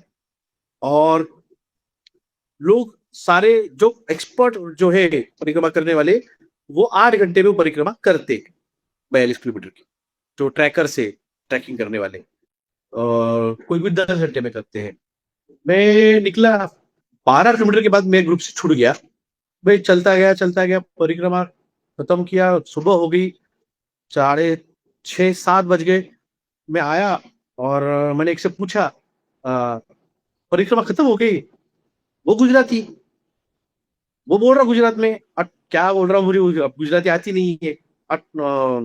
तो नहीं नहीं, चलो चलो, उसके पीछे चल दिया। फिर चलते चलते चलते फिर आधी प्रेमिका करके फिर से वहीं पे आया। बोले यहाँ से तो गया बोला मैं अभी तो। मैंने फिर एक जन से पूछा परिक्रमा खत्म, नहीं नहीं चलो। फिर वो राइट की जगह थोड़ा लेफ्ट लेके गया, लेफ्ट लेके गया तो वहां पे और एक शक्तिपीठ मिल गया जिसके बारे में मुझे पता नहीं था। मैं उस शक्तिपीठ पे गया, वहां पे मेडिटेशन किया और फिर आया रिटर्न। फिर आया, फिर एक जन को फिर से पूछा भाई परिक्रमा खत्म, वो था मुंबई का। हाँ हाँ बहू, वो बहू बोला, उसने बोला बहू तो मराठी है क्या? बोले हाँ। तर असम्बली का? बोले खत्म हो गई है। कहाँ से जाने का? बोले चलो इधर से। वहां से लेके बाहर निकला, बाहर निकला, मैंने फोन लगाया, मेरे जो था वो आया नहीं था, वो बाहर ही बैठा था हमारे रिक्शा लेके। उसको फोन किया, बोले भाई ऐसी ऐसी परिक्रमा में करके आया हूँ, और वहां से फिर मुझे फिर आधी परिक्रमा करवाई, और फिर मुझे वो उस देवी के मंदिर में लेके गए, शक्तिपीठ में। तो उन्होंने कहा वो वहां पे एक छोटी सी नदी है, वो क्रॉस किया आपने? बोले हाँ की मैंने वो क्रॉस। बोले वहां पे अघोरी बैठे हुए थे? बोले हाँ बैठे हुए थे। आपको जाने दिया उन्होंने? बोला क्यों, जान नहीं देते? अरे पकड़ लेते बोले वो। तुमको जाने कैसे कह दिया? मैं बोला भाई मेरे को नहीं पता, मैं तो गया और जाके आया। और उन्होंने फिर मुझे पूछा कैसे कैसे कितना। मैंने 42 किलोमीटर की परिक्रमा 69 किलोमीटर की। और मुझे पता भी नहीं कि मैं नहीं, कैसे। मैं समझी नहीं, 42 किलोमीटर की परिक्रमा आपने? 69 किलोमीटर की। अच्छा, आपने ज्यादा मैंने कर ली। ज्यादा करवाई मेरे से, हाँ। मैंने की नहीं वो। सोचिए, मैं 14 घंटे के अंदर मैं 69 किलोमीटर चला। नॉन स्टॉप चल रहे थे आप? नॉन स्टॉप चल रहा था। भीड़ 5.5 लाख लोग तुम्हारे साथ रहते हैं। आप, और रास्ता 6-10 फीट का रास्ता रहता है, ज्यादा कुछ जगह तो 4 फीट का ही है। जंगल में से, पहाड़ों में से जाना पड़ता है। वो भी 3 दिन के लिए खुलती है सिर्फ परिक्रमा। अगर आप उस ट्रैक से, 10 फीट का जो ट्रैक है उससे अगर बाहर चले गए, 10, 15, 25 फीट, वहां पे शेर बैठे हुए हैं। गिर गिर जंगल में से परिक्रमा है वो। वहां पे फॉरेस्ट डिपार्टमेंट परमिशन देता है तभी खुलती है वो। पिछले साल तो हुई ही नहीं, इतनी बरसात हुई पिछले साल कि पूरे जंगल के प्राणी बिखर गए थे, तो पिछले साल परिक्रमा हुई ही नहीं। और ये किस मंथ मंथ में होती है शुरू? ये जो परिक्रमा होती है ये अक्टूबर महीने में होती है, गुरु पूर्णिमा के बाद में। तो वो परिक्रमा होती है, और गुरु दर्शन, गुरु शिखर दर्शन, उसका भी एक बहुत बड़ा एक्सपीरियंस है। मैं मेरे दोस्तों के साथ था, फ्रेंड्स से, मेरे फॉलोअर से, 5 जन थे हम। और हम निकले परिक्रमा के लिए, गुरु शिखर दर्शन के लिए। और वहां पे जैन मंदिर है नेमिनाथ जी का, और उसके ठीक बाजू में एक शिव जी का मंदिर है। तो हम वहां पे जाके, वहां पे अंदर एक कुंड है, उस कुंड के पास हम मेडिटेशन के लिए बैठे। और कुछ एक 70-80 काउंट हुआ होगा, ओम कर रहे थे। तो एक केवड़ा बोल के एक फूल है, मराठी में जी केवड़ा जी बोलते जी, होते हैं। केवड़ा, हाँ केवड़े हाँ। के फूल की सुगंध आई मुझे। मैं मेडिटेशन में बैठा हुआ था, मुझे केवड़े के फूल की सुगंध आई। मैं फील किया कि हाँ भाई कोई तो भी गया है मेरे पास से, कोई तो भी साधु आत्मा, कोई तो भी सनातन पुरुष, वो मेरे बाजू से गया है, सामने से मेरे। हम पीछे बैठे हुए थे। तो फिर एक 100 काउंट होते हुआ मुझे 5-6 लेडीज के जो पैजन रहते पैर के, पायल, उनकी पायल की पायल की घुंघरू, घुंघरू। पायल की घुंघरू की आवाज आई। और काउंट खत्म किया 108 का। हमने बाहर, हम मेडिटेशन से निकले, और पूरे वहां के अंदर 4-5 मंदिर है छोटे छोटे, उनके दर्शन करके बाहर आए, प्रसाद लिया। हाँ, तो मैंने दोस्तों से पूछा तुमको किसी को खुशबू आई थी क्या फूल की? तो सब बोले हाँ सर मुझे भी आई थी। बोले कौन सा फूल था? बोले, सर वो तो अलग ही फूल था, एक दोस्त को पता था। बोले सर वो केवड़े का फूल था। बोले हाँ। बोले हाँ सर ऐसा आया था। फिर बोले लेडीज के पैंजनों की जो है उसकी घुंघरू की आवाज आई थी क्या? हाँ सर 5-6 लेडीज थे मेरे ख्याल से। हम बाहर निकले, बाहर निकले, जैसे आप बाहर निकलते हैं तो आपको सीधे ऊपर की तरफ चढ़ना रहता है मंदिर के बाहर निकलते ही। मैं जस्ट ऊपर निकला, 15-20 स्टेयर्स ऊपर ही चढ़ा था, सामने से एक जो रहता है ना भूवा कपड़ा, उस पे महाकाल ओम लिखा हुआ रहता है, वो पहन के, लुंगी पहना हुआ एक बंदा सामने से आ रहा था। मिड 40s होगा, 45-46, दाढ़ी बड़ी हुई थी, बाल अच्छे थे। वो आए उधर से, और मैं मेरे धुन में चल रहा था, उनकी तरफ देख के से देखा, मेरे बाजू से पास से वो जो केवड़े का सुगंध आया। मैं ऊपर से तुरंत पीछे मुड़ा, मेरे दोस्त को कहा ये वो नाक वाला ये बोला, बोल नहीं सकता, वो भी उनको पता चल जाएगा कि मैं ये बोल रहा हूँ उनके बारे में। तो 3 जन पीछे देख रहे थे, 2 जन ऊपर देख रहे थे हमारी तरफ। तो उन्होंने जैसे वो बाजू से जा रहे थे, उन्होंने ऐसे लंबी सांस करके फील किया, बोले सर, बोले यही यही सुगंध थी, बोले "नहीं, यही सुगंध थी, इसलिए मेरे को बोला कि जो अंदर खुशबू आई ना, वो मेरे को यहाँ पे आई, ये थे बात हुए, तो इसलिए तुमको भी दिया। हम ऊपर गए, ऊपर जाने के बाद आपको वहां पे और एक शक्तिपीठ है, माँ अम्बा का नाम है उस साल का, माँ अम्बा शक्तिपीठ। अगर आप लिफ्ट से जाते हो ना, तो आप डायरेक्ट माँ अम्बा के वहीं पे निकलते हो। जब पैदल जाते हो तो नीचे से आना पड़ता है। तो हम उसके जस्ट ठीक थोड़े नीचे से थे, 50 गो स्टेयर्स। और मैं जब क्रॉस कर रहा था, मेरे पीछे से थे वो जो 5-6 घुंघरू वाली थी, वो वहां पे धीरे धीरे चल रही थी, और उनके पैरों को जो है घुंघरूओं के धीरे धीरे बज रहे थे। उनके पास से जब गए, तो उसमें से एक जन बोली, बेटे संभाल के जाओ, बारिश, थोड़ी हल्की बारिश हो रही थी, संभल के जाओ, हल्की बारिश हो रही है, पैर फिसल जाएगा। मैं थोड़ा ऊपर जाने के बाद दोस्तों को बोला, तो जो घुंघरू की आवाज थी। घुंघरू की आवाज वाली जो थी ना, वो ये थी, और ये 7 वो है योगिनी, सप्त योगिनी है ये। और जब हम ऊपर गए, और ऊपर जब जाने के बाद आप जब माँ अम्बा क्रॉस कर लेते हैं, आप ऊपर जाने के बाद आपको कानिफनाथ, कानिफनाथ जी की वहां पे ये समाधि है। और उससे आप आगे जाते हो, तो नीचे थोड़ा सा नीचे, उस हाइट से थोड़ा नीचे की तरफ दत्तात्रेय भगवान जी की वो पादुकाएं है, जहाँ पे उन्होंने 12,000 साल तप किया है। अब बहुत जनों को पता नहीं होगा, थोड़ा सा इसलिए बोल देता हूँ। ये अकेला स्थान है जहां पे गुरु का स्थान शिष्य के स्थान से नीचे है। गुरु शिखर शिष्य के शिष्य से नीचे है, दत्तात्रेय भगवान का शिखर नीचे है, जी और जी। कानिफनाथ जी का स्थान जो है वो समाधि ऊपर है। तो कानिफनाथ जी की ये कथा थी कि जो मच्छिंद्रनाथ उनके जो गुरु थे, जो जूनागढ़ में वहां पे रहते थे, मेडिटेशन करते थे, ध्यान करते थे, पूजा करते थे। एक दिन उनको मेरी यात्रा में ये मेरा जो मुझे पता चला है वो मैं आपको दे रहा हूँ, ताकि आपके भी जो है पता चले। ये थोड़ी अलग बात है कि गुरु का स्थान शिष्य के स्थान से नीचे क्यों है।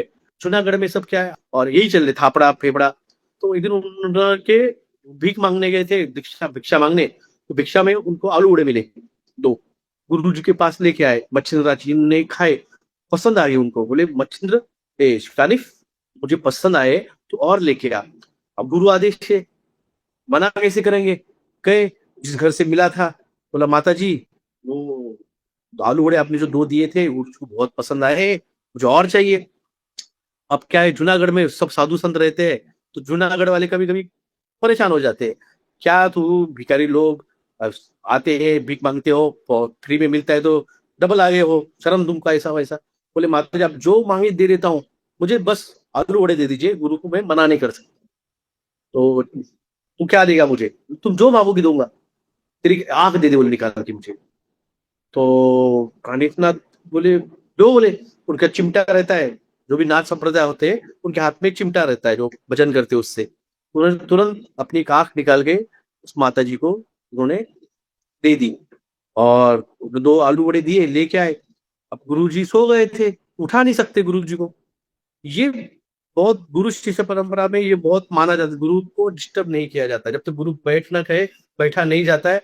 जब तक गुरु आपके सामने है और टेबल पे बैठे हुए, और जब तक गुरु खुद एक निवाला नहीं खाएंगे, तो आप निवाला नहीं खा सकते हो। तभी तो आप वहाँ जब तक गुरु, आदेश वर्ड होता है ना, आदेश।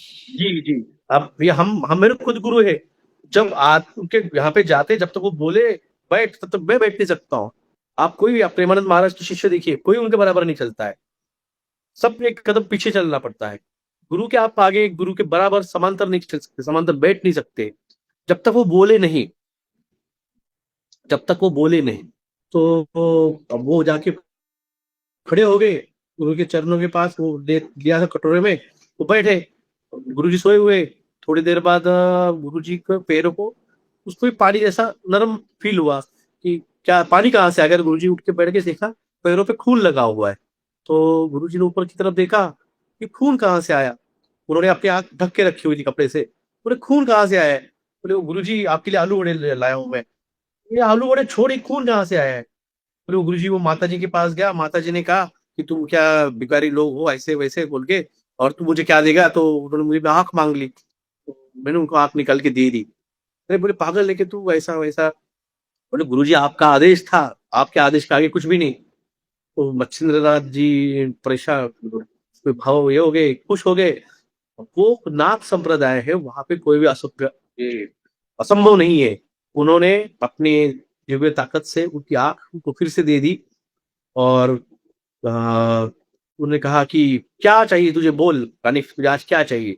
बोले मैं भगवान के दर्शन करना चाहता हूँ, दत्तात्रेय भगवान के मुझे दर्शन करना है। अब मच्छिंद्रनाथ पहले नाथ थे जो नाथ संप्रदाय के सबसे सर्वोच्च लेवल पे है। तो उन्होंने भगवान से डायरेक्ट बात कर सके, उन्होंने भगवान से प्रार्थना की, दत्तात्रेय भगवान वहां पे प्रकट हो गए। कानिफनाथ जी ने उनको प्रणाम किया, बोले सर गुरु जी आपकी वजह से मुझे भगवान की दर्शन, साक्षात दर्शन हो गए। ध्यान में तो करता हूं मैं, और साक्षात गुरु, जो आप गुरु मंत्र जो सुनते, जब गुरु का जो सुनते ना, स्वामी समर्थ जो है उनके, गुरु बिना कुछ नहीं होता है, गुरु सब कुछ है, गुरु आपका मार्गदर्शक है, गुरु आपका मोक्षदाता है। तो गुरु जी ने आपको दर्शन करवाए तो बहुत खुश हुए उन्होंने। तो दत्तात्रेय भगवान भी खुश हो गए कि तेरी गुरु पे इतनी श्रद्धा है, तो आज से कानिफ तंत्र विद्या का गुरु मैं तुझे बनाता हूँ। ये जितने भी ब्लैक मैजिक करने वाले हैं, तंत्र विद्या वाले, ये कानिफनाथ जी की ये पूजा करते हैं। तो तंत्र विद्या का गुरु उनको बनाया। तो उन्होंने कहा गुरु जी भगवान आपने तो मुझे दिया है, मगर मैं आपको गुरु ही मानता हूँ, मुझे इतना आशीर्वाद दीजिए कि मैं मरने के बाद भी आपके चरण को देख सकूं। तो इसलिए गुरु स्थान जो है वो शिष्य के स्थान से नीचे है। कालिफनाथ जी की अंश रूपी जो सूक्ष्म शक्ति है, वो आज भी वहां से गुरु जी के, दत्तात्रेय भगवान के चरणों के वहां से दर्शन त्रिकाल करती है। इसलिए वो स्थान ऊपर है और ये स्थान नीचे है। ये आपको श्रोताओं को नई बात पता चली होगी, किसको पता होगी किसको नहीं होगी। अब हम नाथ संप्रदाय से आते तो हमें पता है, इसके आपको शेयर करना मैंने सोचा कि अब जाएंगे अगली बार तो आपको वो अनुभव वहां पे मिलेगा। मुझे 3 बार गया हूँ गुरु शिखर पे, तीनों बार ऐसे ऐसे एक्सपीरियंस आए हैं कि प्रचिति देते हैं। जब मैं ऊपर गए कालिफनाथ जी की समाधि पे, वो जो गया था बंदा दाढ़ी वाला, जब मैं वहां पे कानिफनाथ जी के फर्स्ट टाइम जाके समाधि के सामने बैठ के दर्शन करके जब दर्शन किया, वो खुद कानिफनाथ की सेम मूर्ति थी जो मुझे क्रॉस हुई थी। आपको दर्शन हो गए उनके? मैं पता नहीं था मुझे, मैं जब जाके देखा फर्स्ट टाइम, जब ऊपर चढ़ के गया और जब फर्स्ट टाइम जाके देखा तो वो मुझसे बाजू प्रास हुए थे। गिरनार बहुत अजूबों से भरा हुआ है, वहां पे क्या एक्सपीरियंस देंगे आपको। देखा ना 69 किलोमीटर चला मैं, हार्डली 2 जगह में पानी पीने को मिला था मुझे, बिना प्यास बिना भूख बिना थके। वो कैसे कर ली परिक्रमा। तो जो था, जो मेरा गाइड था, उसने कहा डॉक्टर साहब आपसे करवाइए, आपके पूर्व जन्म के कुछ रह गए होंगे गुरुजी के पास, वो चक्कर आपसे उन्होंने करवा ली इस जन्म में। ये अनुभव है, मेरे मेरे खुद के अनुभव है भाई, बोलता हूँ आपसे। ये क्या क्या कैसे कैसे करवाते हैं बोल नहीं सकते। मैं एक बार मेडिटेशन करने बैठे था, समुन्द्र के किनारे गया था और मेडिटेशन के लिए बैठे थे। जैसे वो हाथ रखा मैंने समुद्र में, मेडिटेशन स्टार्ट किया, मेरे बाजू में जो बैठे हुए दोस्त थे, अ, उन्होंने उनका करके हो गया, बाजू बैठ गए। मैं मेरा मेरा चालू था मेडिटेशन, मेरा गुरु मंत्र। वो पानी पीछे जा रहा था समुद्र का, समुद्र की लहरें आनी चाहिए ना इस तरफ, वो पीछे की तरफ जा रही थी। सेम एक्सपीरियंस मैंने ऋषिकेश में किया था, जब मैं इसमें भगीरथी में जब मैं बैठे थे मेडिटेशन के लिए, तो पानी सेम पानी बह रहा है, और जहां पे मैंने रखे थे हाथ, उसके बाजू से 3 से 4 फीट पानी बाजू हो गया था। मुझे क्या क्यों हुआ था ये नहीं पता है, मगर एक है, जब आप कनेक्ट करते हो तत्वों को, तो तत्व आपकी ऑर्डर फॉलो करते हैं। बार बार बार बार उसके एनर्जी आप करते हो तो आपको उस फ्रिक्वेंसी पे वाइब्रेट करना स्टार्ट कर देती है और ऑर्डर फॉलो करती है। तो इसलिए मैनिफेस्टेशन जो होता है, तो जो जल अग्नि आकाश वायु भूमि, ये पंच तत्व बद के जब मुठ बनती है, ये वृष्ट का, जब आप एक सिक्स सेंस आपका जागू होता है। जो हम कलाएं कहते हैं ना, श्री कृष्ण के अंदर 64 कलाएं थे, राम जी के अंदर 16 कलाएं थी। तो ये जो है, ये कलाएं है, सिक्स सेंस है। तो जब आप उसको मैनिफेस्ट करते हो, तो वो मैनिफेस्ट होती है आपके कुंडलिनी के जरिए, आपकी कुंडली की ताकत के जरिए। ये साइंटिफिकली आप उसको डिटेक्ट कर लो, पूरी बॉडी को कुछ नहीं मिलेगा, वहां पे है ही नहीं कुछ। स्पाइनल कॉर्ड है, स्पाइनल फ्लूइड है और नर्व्स है, और वो जो ताकत है, वो आपको पहचानने के लिए आपको उसके लिए प्रयास करना पड़ता है। द्वारका का भी एक इंसिडेंस है। मैं द्वारका गया था, द्वारका मेरे साथ और एक बंदा था, पंजाब का और एक गुजरात का। और हम वहां पे दर्शन किए, और हम जब निकले वहां से अहमदाबाद आए, लगभग 14 घंटे ड्राइव कर चुका था मैं, बीच में थोड़ा थोड़ा स्टॉप करके। 5 बजे निकले थे द्वारका बेट से, और अहमदाबाद हम लगभग 8:30-9 बजे पहुंचे। तो 13-14 घंटे का ड्राइव हो चुका था। और जब हम उतरे तो गुजरात का जो बंदा था, उसने कुछ ऐसे बातें कही जो थ्रेटनिंग थी। हम सरकार के खिलाफ कुछ काम करते हैं, मेरे पीआईएल भी है, 5-6 पीआईएल है। तो उसने थोड़ी सी टेढ़ी बात की जो थ्रेटनिंग थी। मैंने उससे पूछा किसके कहने पे कर रहा है, वो मेरा फॉलोअर था एक्चुअली। तो उसने कहा कि क्राइम ब्रांच, बड़ौदा की क्राइम ब्रांच सीपी ने उन्हें कहा है कि मुझ पे नजर रखे, मेरे मोबाइल को हैक करे। तो मैंने उसको बोला ठीक है, और मैं वॉशरूम चला गया होटल में। उसने तब तक एक पंजाब का दोस्त था, उसको थ्रेट किया घर पे सही सलामत पहुंच, और पहुंची तो मुझे फोन कर। वो थ्रेट उसने दिया तो वो बच्चा डर गया, बोले सर उसने ऐसे से कहा है, मुझे डर लग रहा है कि कुछ करेगा। हम गुजरात में थे, मोदी साहब का गुजरात है। तो मैं बोला "तू डर मत, तुझे जाना है ना यहाँ से, चल अपन निकल जाते"। होटल वाले को बोला भाई हमारा चेकआउट 15 मिनट के अंदर मैं चेकआउट कर दिया, भाई पैसे रख ले, कोई प्रॉब्लम नहीं, मुझे थोड़ा फैमिली प्रॉब्लम आया है, इमरजेंसी जाना है। भाई तुरंत वहां से निकले, और सुबह 11:30 बजे मैं नासिक में था। नासिक कैसे, मेरा क्लिनिक है वहां पे, तो वहां पे मेरी पहचान के दोस्त भी है, पेशेंट भी है। तो मैं नॉन स्टॉप 36 घंटे मैंने ड्राइव किया, वहां से लेके द्वारका से लेके नासिक तक। मुझे पता नहीं है 16 घंटे बाद ड्राइव कौन कर रहा था, क्यों मेरे कॉन्शियस नहीं था कि मैं ड्राइव करूँ इतना। तो ये मेरे बहुत बहुत ऐसे हुआ है, वो वॉकिंग का भी हो या फिर ये। तो ये एक्सपीरियंस मेरे आए हैं। और आपके चैनल से इतना कहूंगा कि 1,44,000 जो है यहाँ पे, उनका अवेकनिंग टाइम पीरियड हो चुका कंप्लीट। आज से ही, आज 2 तारीख है, आज गुरु मार्गी हो रहे हैं कुंभ राशि में। तो ये पीरियड, जो शिष्य नहीं मानता है प्यार से, तो गुरु उनको दाढ़ दपटा के ठीक करते हैं। तो मार्गी गुरु जो है वो उस तरह से अब होने वाले हैं। जब तक प्यार से दे रहे थे, प्यार से दे रहे थे, जो मेरे एक्सपीरियंस है, अ, तब तक जब तक मैंने 2022 तक तांडव शब्द यूज नहीं किया था कि पृथ्वी पे तांडव होने वाला है, उसके बाद में मीडिया में जो चालू हुआ है तांडव तांडव तांडव तांडव, ये शब्द मैंने तब से पहले तक दिया था 2022 में स्टेटमेंट की। पृथ्वी पे सबसे भयानक आपदी जो है आने वाले हैं, अर्थक्वेक आएंगे, सुनामीज आएंगे, साइक्लोन्स भी आएंगे। मिडिल ईस्ट रहने लायक नहीं रहने वाला है। मिडिल ईस्ट का मक्का मदीना वो जंगल के अंदर ढक जाएगा। वहां पे बरसात होगी, इतनी बरसात होगी कि वो पूरा अमेजोन बन जाएगा। 22-21 में किसी ने यकीन नहीं किया था।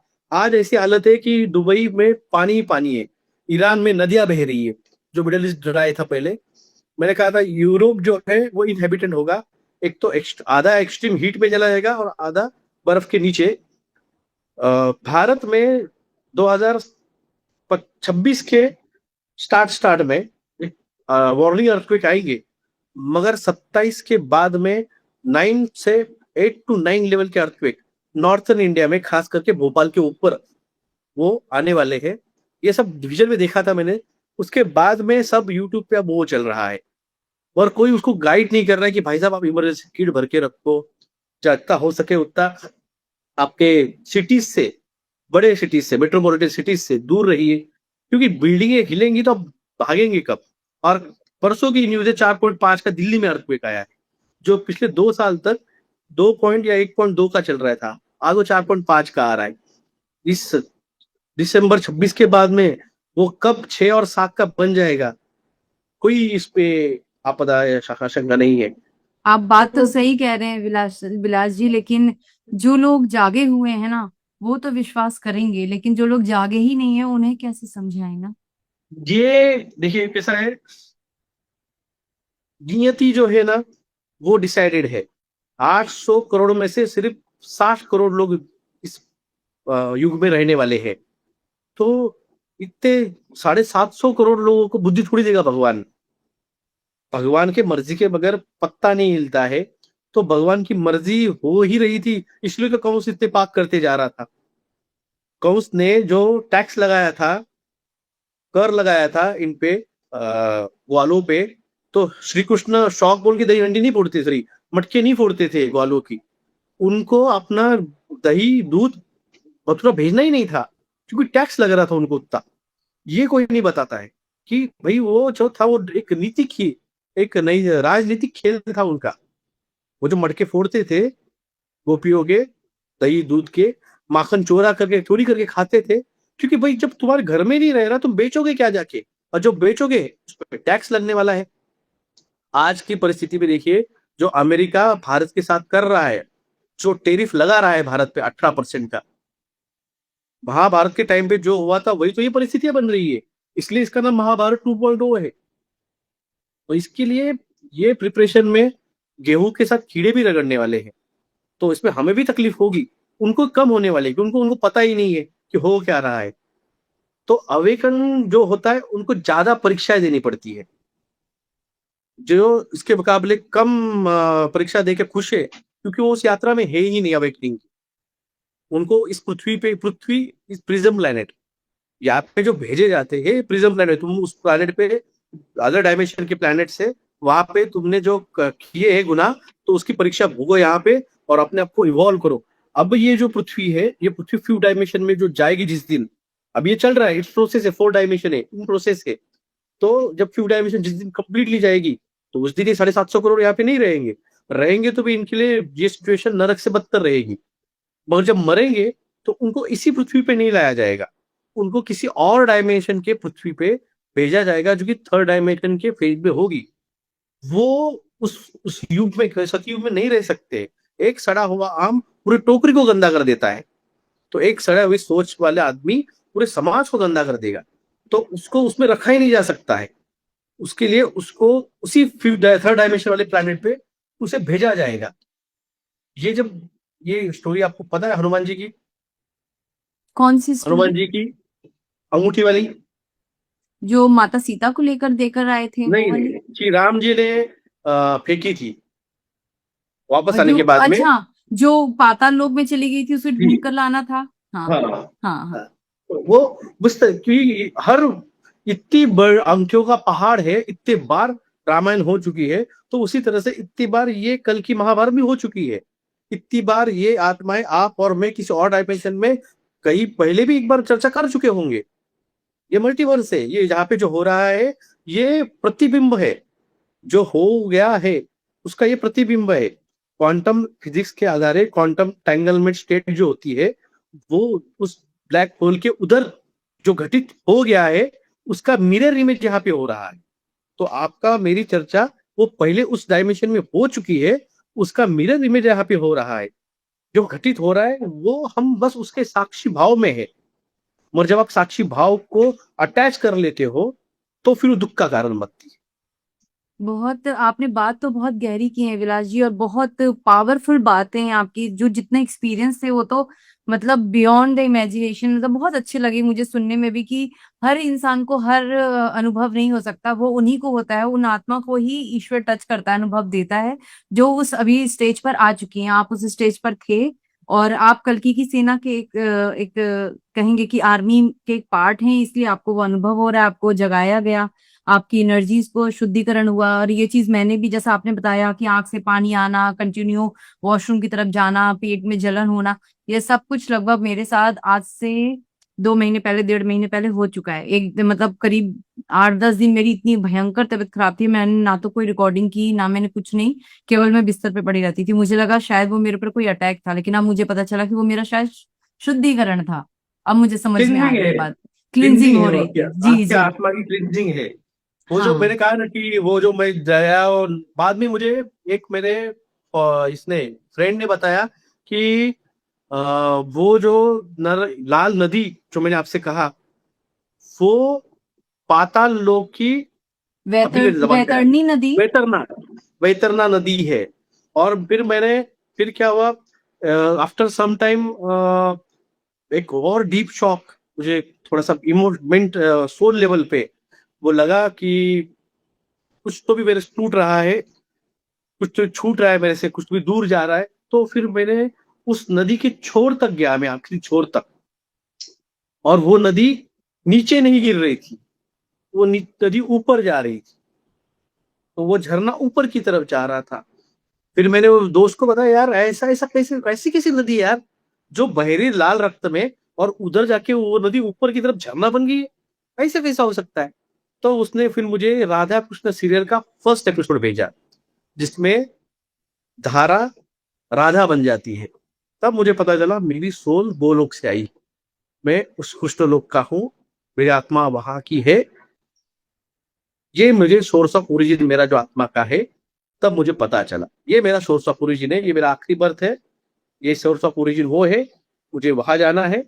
और उसके लिए जो करना पड़ेगा, इन लोगों को बचाना, वैक्सीनेशन, मेरी पीआईएल से, जेओमो के ऊपर पीआईएल है, वैक्सीनेशन के ऊपर पीआईएल है, आपके कैंसर पॉजिटिव प्रोडक्ट के ऊपर पीआईएल है, 5G टावर्स के ऊपर मेरी पीआईएल है।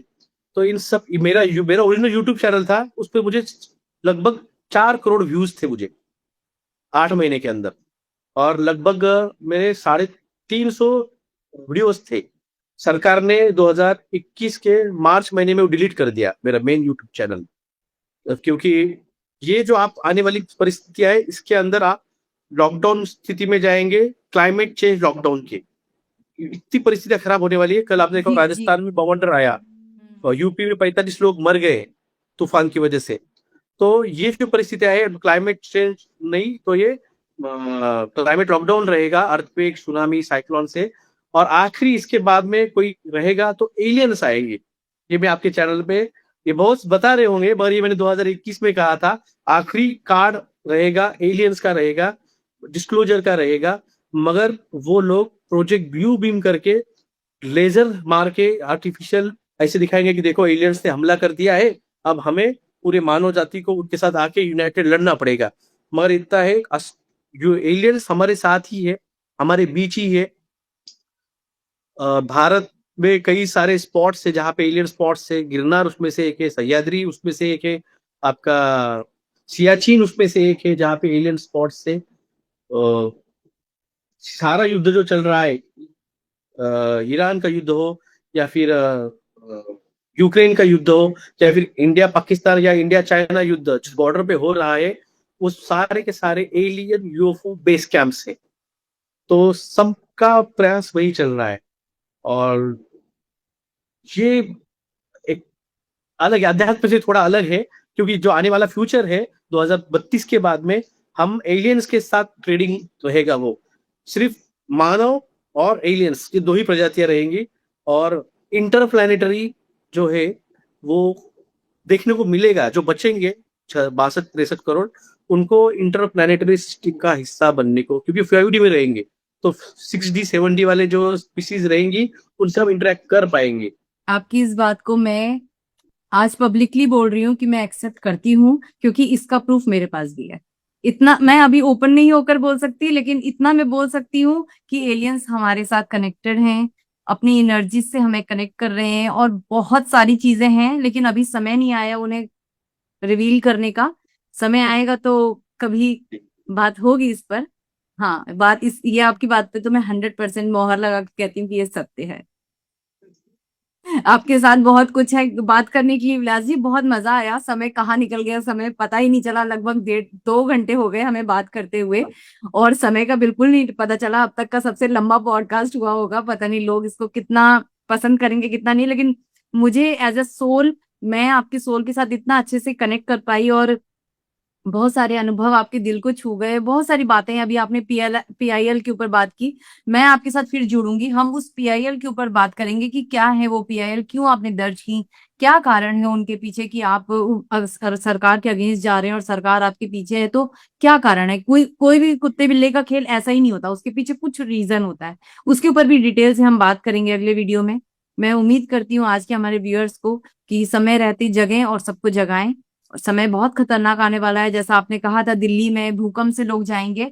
ये बात मुझे लगभग आज से 3 साल पहले बहुत अच्छे से कंफर्म हो गई थी। एक ऐसा विजुअल मतलब था कि वो बहुत खतरनाक था, उसमें मेरा भी परिवार जाएगा मुझे पता है, क्योंकि वो दिल्ली, मेरा पूरा परिवार दिल्ली में है।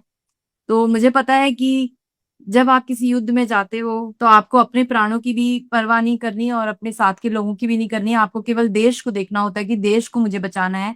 एक योद्धा का वही धर्म है। तो कहीं अगर ईश्वर ने चुना है, एक सैनिक बनाया है इस युद्ध में, तो कहीं ना कहीं बलिदान खुद का या अपने अपनों का भी देना होगा। इस चीज के लिए अपने आप को तैयार कर रही हूँ। आपसे भी कह रही हूँ कि आप भी तैयार रहें और औरों को भी तैयार करें। समय बहुत कम है, बहुत कम है, बहुत कम है। समय रहते जाग गए तो ईश्वर की गोद में सुख मेरा मिलेगा। पर मैं आपसे कहूंगा, मेरा तो 4 पहले मैंने नारा दिया था, जो जागेगा वही बचेगा। आपको यकीन नहीं आएगा, मेरे एक फॉलोअर्स थे, उन्होंने उसके लिए मुझे एक स्केच निकाल के भेजा था स्पेशल, कि जी सर आप जो दिखाइए। कहते हैं, आज जो से 4 साल पहले उन्होंने मुझे निकाल के भेजा, जो जागेगा वही बचेगा मेरा नारा था, तो उन्होंने उसके ऊपर ही निकाल के भेजा, जो जागेगा वही बचेगा। तो अब मैं कहना हूँ लोगों से, आप मेरे चैनल पे भी पूछ सकते हैं, जो जागा था वही बचेगा। जो इस सिचुएशन में जागा हुआ है, जागना मतलब नींद से जागना नहीं है, अपने चेतना से, अपने अवेकनिंग से, उस सेवंथ जो सेवंथ कोड है डीएनए का, वो जो जागरूक करेगा वो ही बचेगा।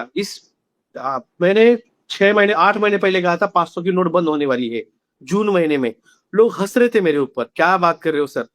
सरकार ने कल ही 1 तारीख से पेपर नोट्स बैन कर दिए हैं और प्लास्टिक नोट्स लाने के लिए डिक्लेयर किया है। तो ये मैंने आज से 4 साल पहले बताया 2000 की नोट बंद होने वाली है, तब भी लोग हंस रहे थे। और जब सच में 6 महीने बाद नोट बंद होगी, सर अब क्या करेंगे। अब कल से मुझे फोन आ रहा है कि सर 500 की नोट बंद होने वाली है, हम क्या करेंगे। बोले तुमको 6 महीने से समझा रहा हूं मैं, तुम सुनते क्यों नहीं हो मेरा। अब अभी जो अगले 6 महीने के अंदर ये बच्चे कुचे जो नए आने वाले 100 और 500 के नोट है, ये भी छापने ही नहीं वाले, डिक्लेयर करेंगे, ये छापने ही नहीं वाले हैं। ये मार्केट से सारे 500 और 200 रुपए के नोट विड्रॉल कर लेंगे और एक दिन बोलेंगे कि भाई साहब आज से तुमको पेपर नोट नहीं मिलने वाले हैं, अगर तुमको चाहिए तो तुम ई रूपी जो आया है आरबीआई का वो खरीदो, ये नहीं देंगे हम। ये होने वाला है, ये लोग यकीन नहीं आता। महंगाई, जिस दिन इलेक्शन खत्म, वो नहीं, 2 फरवरी मैंने कहा था इलेक्शन तक रुको, इलेक्शन होने के बाद में तुम देखना सोना। और ये मैं 4 साल से समझा लोगों को, सोना मत खरीदो, मत खरीदो, अनाज भर के रखो, 1 साल का अनाज भर के रखो, बहुत महंगाई आने वाली है। लोग मजाक लग रहा था जिस दिन इलेक्शन खत्म हुआ, मोदी साहब ने बोला सोना मत खरीदो, तेल कम खाओ, घूमो मत ज्यादा। तो अब बोलने लगे सर ये कैसे क्या हो गया। बोले तुमको समझा ही रहा हो, तुम समझ क्यों नहीं रहे हो। ये परिस्थिति आने वाली है, तुम्हें जब हो जाएगा। अब सोना आज तुम, मैंने फिर से कहा है कि सोना 6 महीने के लिए खरीदो और फरवरी में बेच डालो।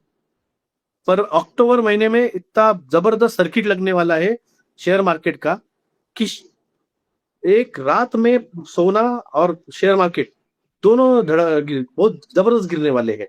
मगर इसमें जो खुश रहेगा जिसके पास अनाज है, अनाज जिसके पास रहेगा। आज पाकिस्तान में जो हाल है वो 22 करोड़ है, इसलिए वो सरवाइव कर रहे हैं।